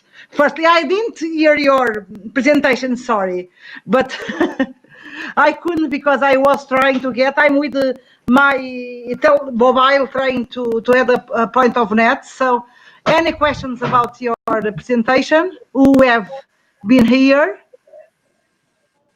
Any questions? No? None? Flora, any question? No. No, no. I'm asking because we are so few, I think some problem there is to connect. because we just got. Tell me one thing. Thank you for your presentation. Tell me one thing. Did I have presented until the end the water meters, or just was break before? I didn't notice during my presentation. It was interrupted. Okay, so sorry. I will try to keep myself with net. I don't know how, but I will try. And so next, if Marina Andrade could get inside, I would like. So I will present my presentation again. Let me just open my PowerPoint. It's here. And I will share.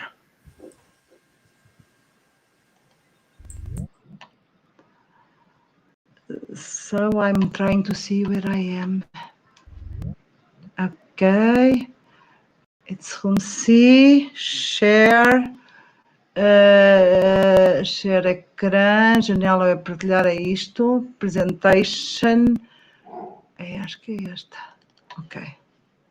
I think you are seeing something. Please. Yes, thank you very much. So it was in time for me, not for you, sorry. I'm going to talk about waste management. Let's just put the presentation in full screen. And the marked stuff. This is it was the continuation of a thesis, a master thesis that one of my students has proposed to work about.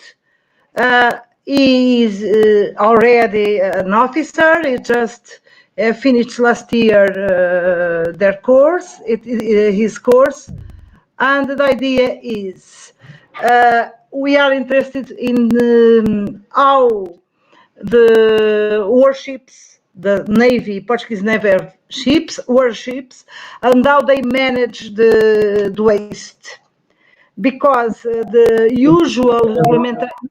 I think you have some problem because we can see the presentation. No? And now? Okay. It's okay? You can see? Yeah.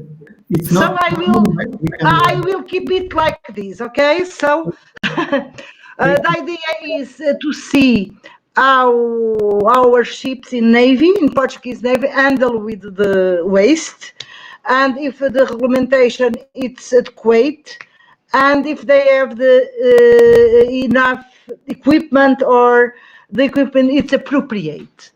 The idea, it was from one of my students. It was adequate because it's not usual in our master thesis. They try to do something like this. And the usual regulation, namely the MARPOL that appears here, it's a regulation for non-warships issues. So we need to see how it happens in this case. We need also to see how the storage and treatment is carried out. If there is enough materials and procedures are adequate. And so we need to take also into account the knowledge, attitude, and practice of embarked staff. This work was a little hard because we are in a very hierarchical structure, and to ask permission to do this and handle with another information inside the ship, we need a lot of contacts and a lot of authorizations. So we had the authorization of commander of Portuguese surface fleet after a round of efforts. Let's see what we have here. Lots of details about waste management and some regulation and why.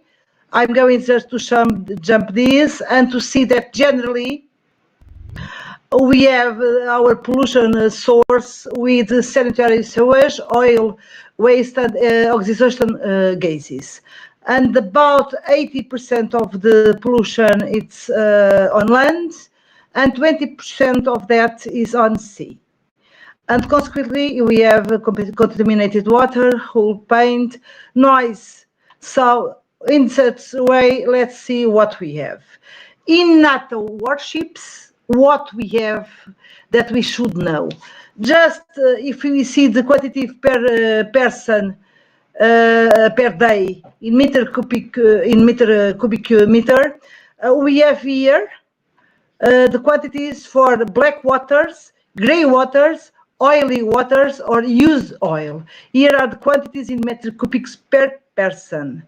If we see the solid water in the same warships, we have also the quantity per day, per person in kilos, plastic, paper, food, metal, glass, other residuals, danger residuals, and medical residuals. So we can see that it's not so little significance our individual contribution to this. Essentially, the creation of a waste management plant has a lot of steps. We can see that waste produced on board, we need to have a selective collection. If you can reuse or not, you see, we can reuse in ship, we can storage that in ship. If not, we have two solutions, or the waste is discharged in land or is discharged in sea. Noise. So, okay. Let's see what we have. In NATO warship, may I?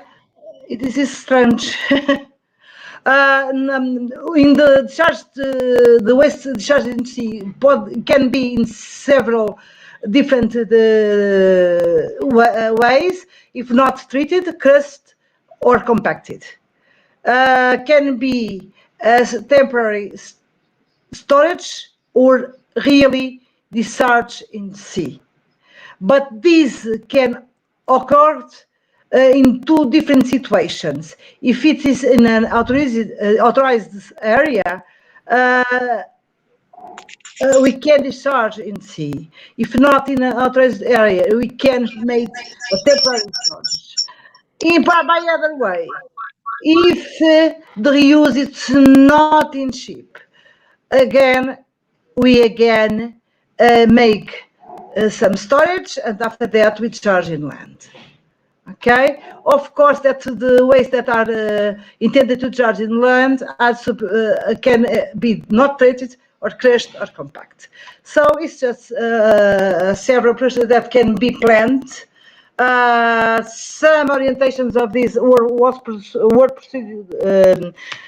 produced in the Navy, but its application, it's also ongoing, but how it's applicable, of it's adequate, of if each ship have that plan, it's a thing that we are going to see. So the idea is here. We have some references about this effort. We can see, for example, in Monteiro 2006, that we have a good summary about that. We built a questionnaire with some pertinent questions about knowledge, patterns, and attitudes. Why? Because we couldn't control everything, we couldn't attend every details that we need, so we tried to focus in one part. The usual questions that we put when we are analyzing the things about this theme is how waste is treated in board of Portuguese Navy ships. If the plan of the ship is, if the plan is adapted to the characteristics of each ship, because there are different ships and different conditions, which are the conditions and what are the conditions of equipment on board, and if the staff are aware about the importance of minimizing the environment impact. So when we are in a waste management system, we need to see details about management, the management collection, processing, storage, port facilities, and garrisons. Sometimes there is some problems with port facilities because it's not easy to put the waste in land. Let's see what we have done. We have in our navy we have about 40 ships. We have a total of staff of 1,595 people, and the work performed 241 questionnaires, taking into account the embarked people. The designed ships to apply the questionnaire were these. We didn't decide, it was decided hierarchically, so it was what we had. The idea is that we have interviews also with the officer responsible for these different ships. So we have some interviews. Summarizing, we have here what we have in data, 241 questionnaires, and after that we have 15 plus 2 interviews. Our questionnaire was divided into parts. The first with socio-demographic details, the second with questions about knowledge, attitude, and practice regarding the waste management. In the second part, we had the possibility of choosing more than one question, an answer in each question. We had some questions in a Likert scale, but with 4 levels. And the considered questions are here summarized. Okay, gender, age, grade, if ever attended an environmental training course, if do practice recycled home, etc. And after some details about how to handle with litter, with waste, and about the equipment. We can hear have the questions summarizing. The details are here. Generally, they are in concordance with that the awareness is increasing and knowledge. They have knowledge generally about how to manage, but they are in discrepancy to the offer, the quality of the environment courses offered, the practice conditions. Okay, essentially, we had about 16% of women and 84% of men. The age they are mostly more young than older. Here we have the environmental formation.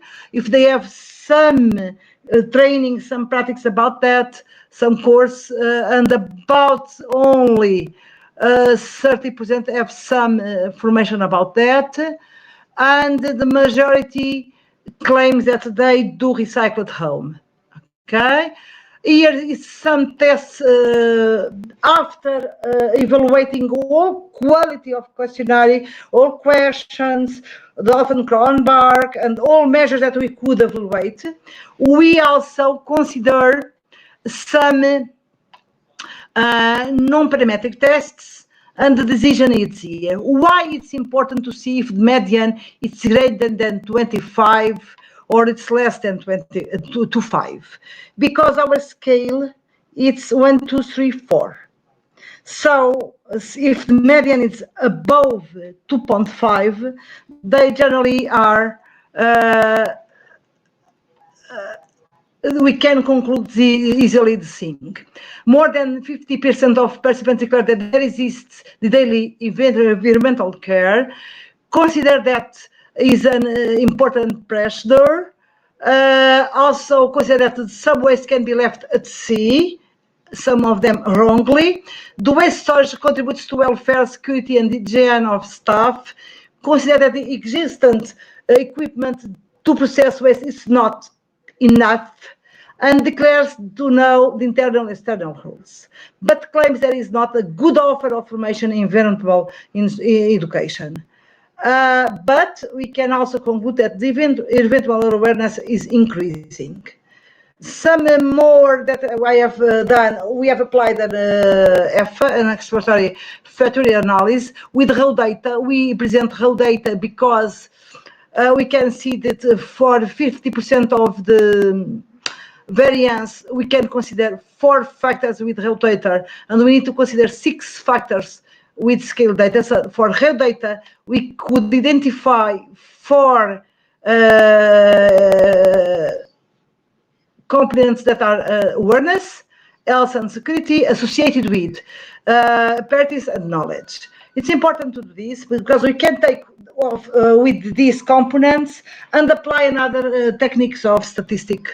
Technical statistics. Here it's the component matrix. It's not to analyze now. After that, these factors were used with the ANOVA and MANOVA techniques, and related with the kind of ship, the tendency of training courses, the military hierarchical posts. We could get significance, for example, with kind of ship.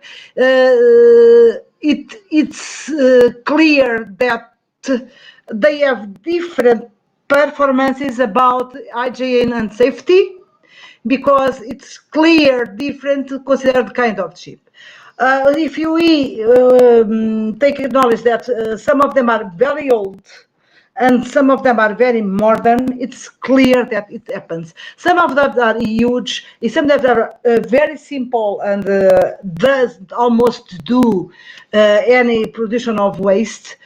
It's of course important to see that this difference is significant and has reasons for that. With good practices, we could also have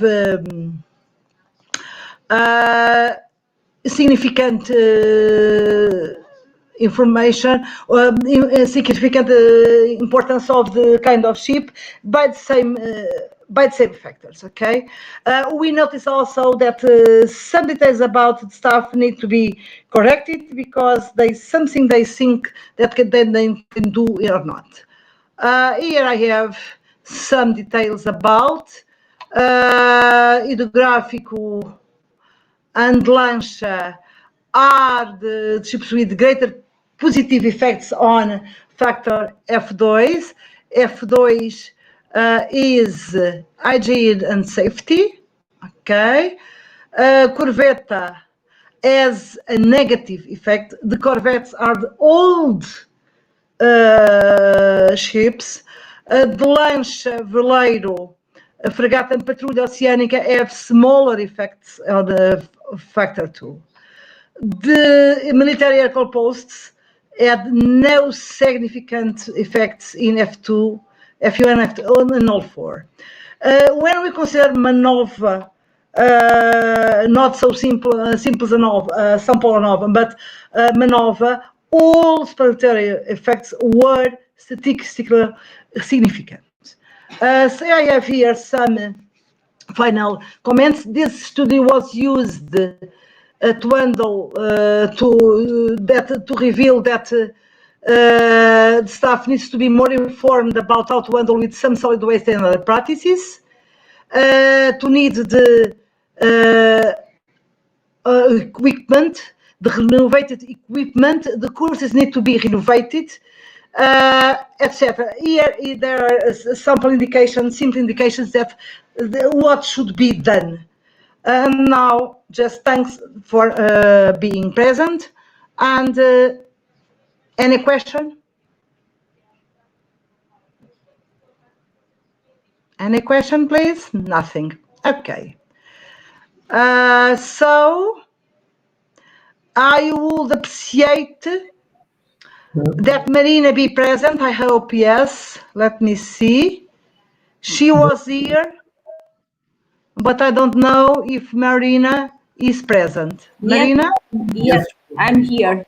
Okay, so what Finally. I'm going to do, I think, let me see what I have here. To suspend, you can, please, Marina. Next speaker is Marina Andrade, and I would like that she just share her presentation. Okay, let me try here.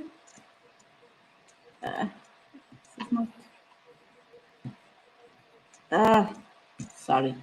So I should use my presentation, and now I want to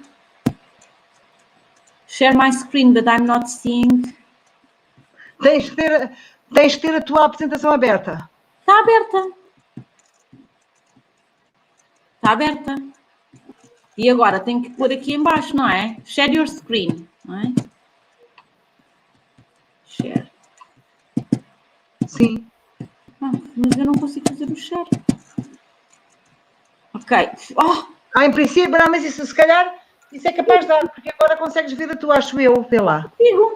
Isto está-se a multiplicar tudo. Pá, sério. Oh, Jesus, because now I have lots of windows. Just open the PDF. It's okay. Top my PDF? Yes. Okay. Tá bom. Is it okay? No? No. Open the PDF. You present your PDF. Open it. It is. It's okay. I can see. Now I don't see. Okay. So I'm trying to. This is not a good day for me today. It was not good. I was absent 20 minutes. It was awful. When I put to share, because now I have this opened and I've made share screen. Yes. And now I put. But I have seen before. Estás no Firefox? Não. Então se calhar é melhor ir para o Firefox. It's on. Okay. Now open your PDF. It is open. Oh, Marina, não mexa mais, já estamos a ver. Conseguem ver? Já. Sim, sim. Ok, pronto. Talvez um F5. Experimente fazer F5. Vou fazer. Resultou alguma coisa? O Ctrl L. Ctrl L. Se não, deixa estar. É melhor estar assim. Ok. Melhor avançar. Já vemos. Obrigada. I'm so sorry because I'm not having a good day today. So I'm presenting. This was a master thesis of a student that a Brazilian student that wanted to measure the impact of using excellence management models in customer satisfaction of Brazilian electricity with a 10-year studies. And with his work, we him and me and also Alvaro Rosa and Filomena, we have worked for this paper, trying to here presenting about especially the impact of the satisfaction index on customers. The motivation started with the impacts of the lack of infrastructure and inability to invest in Brazil, and of course the poor supply quality of the economy and the population, and also the other part of the companies, the managers, the consultant view, and they wanted to evaluate the use of these kind of models, the management excellence models, for the study of the satisfaction and other measures in this electricity distribution sector. This is a very complex problem, because we enter here with the production, the transmission, the distribution, and the consumption, and all these things interfere with each other, and of course in such a huge country as Brazil, it complicates even more with this. So the problem was the electricity power distribution, because they are having more and more restrictive demands. There's a problem with the legal monopoly that is regulated with strong legislation. They have market restrictions and lots of other problems that are putting them to look in this situation in a different perspective. And what this student has noticed was that, well, he started to see that especially the use of this excellent, the model of management may have some differences in the impact of these measures. And of course, the use of these models were strongly impulsed by this Brazilian Association of Electric Energy Distributors. And they have been doing this for more than a decade. So the idea was to question the excellence model's adoption and if it has brought gains to the business, to the companies, and also to the consumers. So they wanted to evaluate on both sides. And they wanted to see if the impact, the use had impact in relevant performance areas, if the managers or the organizations should use, or other organizations should use the same strategy, and well, to see how can it be replicated in different areas. The data gathered was has reached 10 years studies of impact of the impact of the use of these excellent models, and they wanted to they refer to the quality of the supply, which is the duration of the supply, the frequency of interruption if there are fails, how frequent those fails occur, and also the how the customers are dealing with these situations, if they are satisfied, if they are more satisfied, less satisfied with the different offer of different companies. So the objectives are to evaluate the impact of use the management excellent models in the quality, meaning the length of the interruption hours if they occur, the frequency of the interruption when they occur, and also the conformity in these measures, which they call bias, and also the impact of this in the satisfaction of the consumers, the consumers. They want to evaluate a real impact, a regulatory impact, and also a social impact, which refers to the consumers, of course. This is a work that is more turned into the management area, and the idea is to study if the models should help to achieve efficiency and effectiveness, which is something that the companies search for, if they have universal character, and how does this management model is a reference on the competitivity in Brazil. So here are some of the authors that have discussed this problem in Brazil, and the idea is to search for the equilibrium between the qualities and costs, of course, because the companies want the customers to be satisfied, but they also are compromised with the costs. They the amount of money they have to pay for that. So this has to be made in an equilibrium between those things, the quality they offer and the cost that thing have.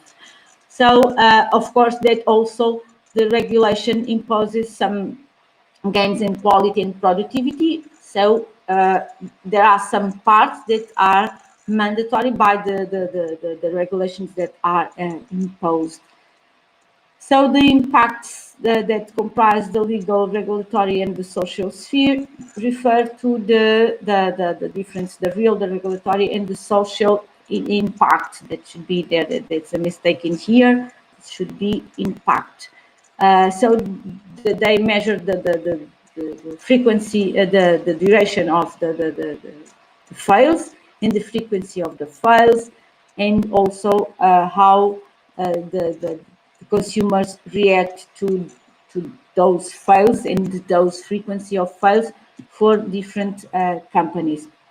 So the idea was to check if companies that use the excellent model management, excellent models, the ones that regularly use those have better results than do the ones that do not use the management excellent models. And among the users, the companies that adopt this model, the distinction is made between the companies that are awarded and the ones that are engaged with the model, meaning that they are compromised in adopting the model, but they haven't reached any awards during this 10 years time. So the idea is to compare the use of these models in different stages. The companies that use, the ones that don't, and that don't use, which are called indifferent. In the group that the companies that use the model, the difference is made between the ones that have awards and the ones that are simply engaged with the using of the model, but haven't reached the standard of gaining awards. So the idea is to study this. So since this is made for more, especially in the area of the management, the idea was to put here, okay, the alternative hypothesis, meaning that the null hypothesis is referring that there is no, when we say user organizations deliver a higher level of performance in IaaS than in different organizations for the alternative. Sorry.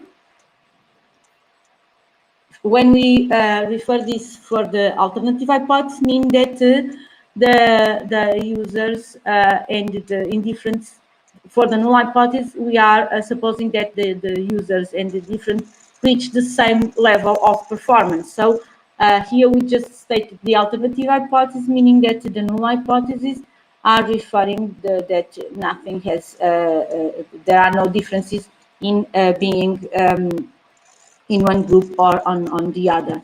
Okay, so in this 10 years period, 1996 to 2007, we have reached 31 companies, because in Brazil there are lots of companies that do this supply for the electricity system. And we have a total of 35% of the total, and which reach this 75% of companies, of the total number of companies.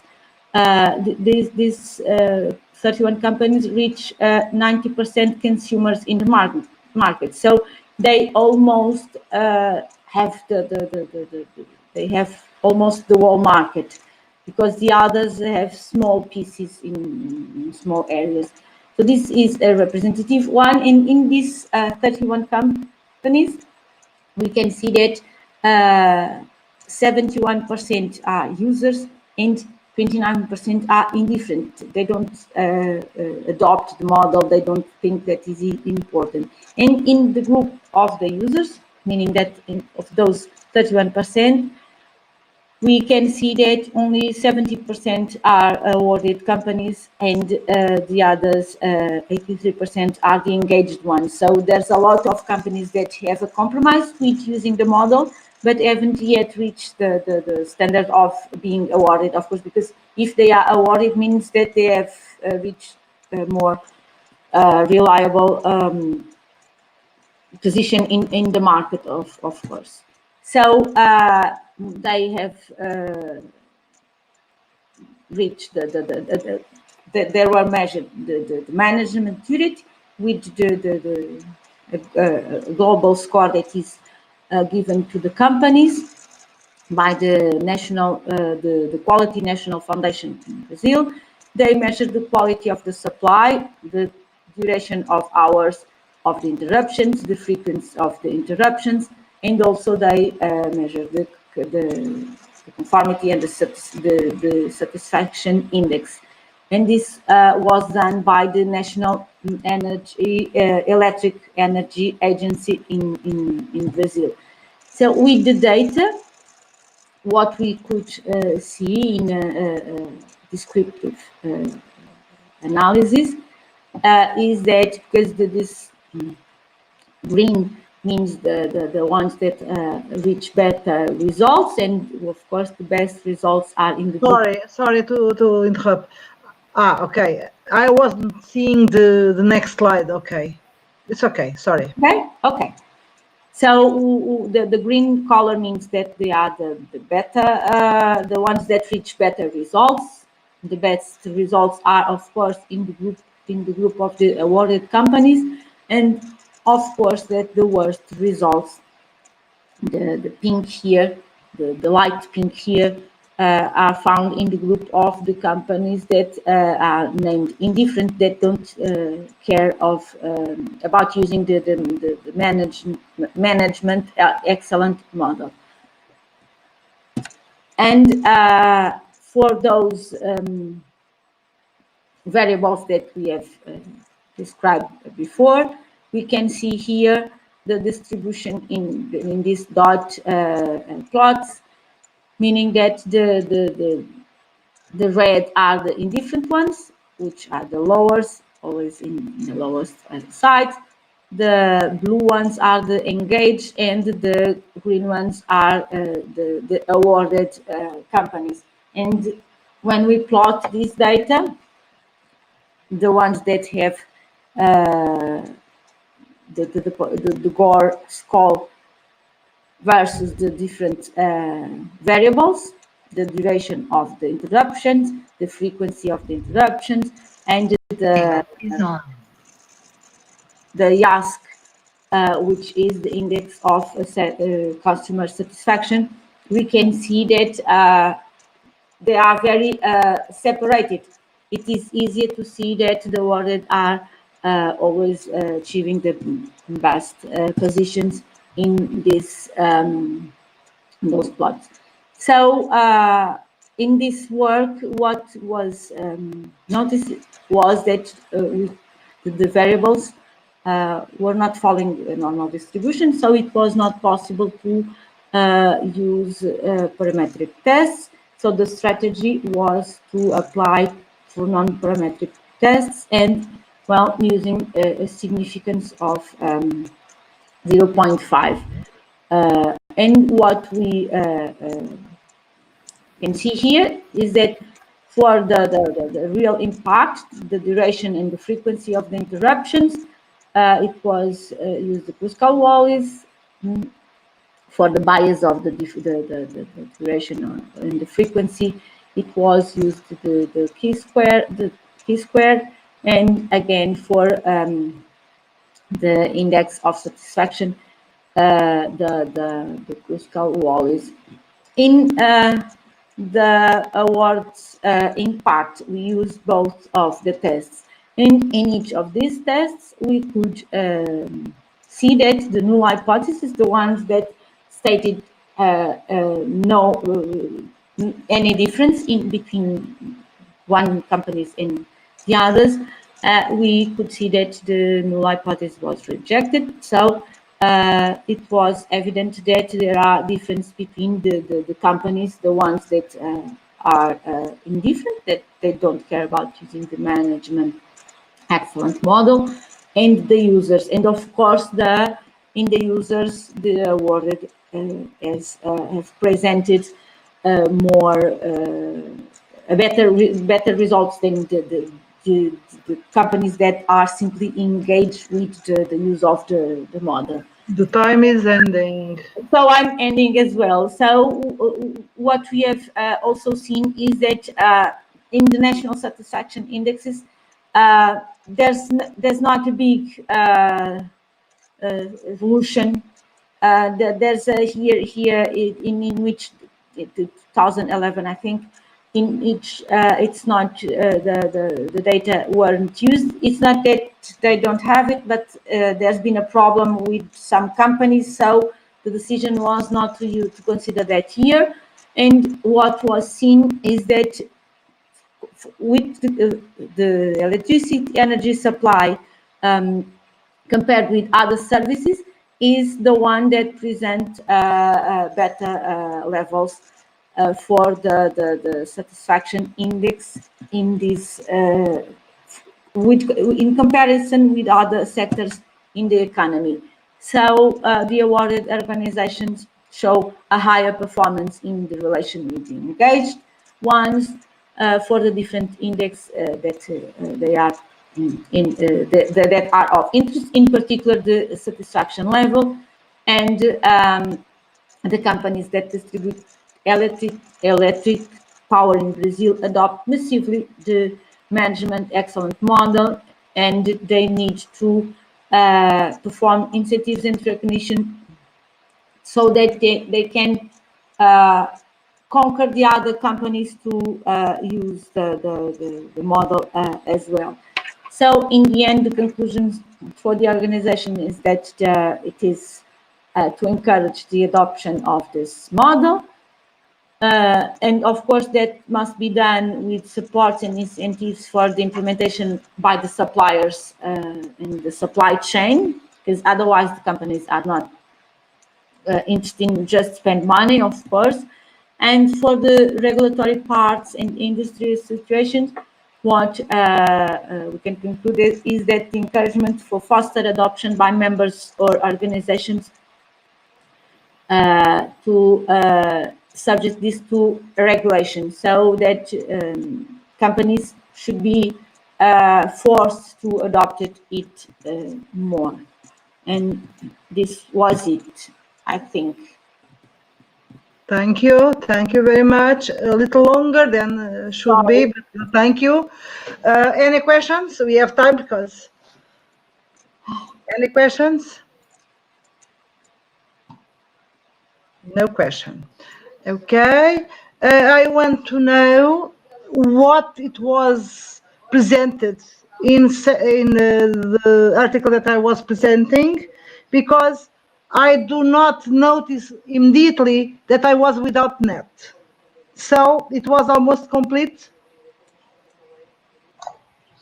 Yes.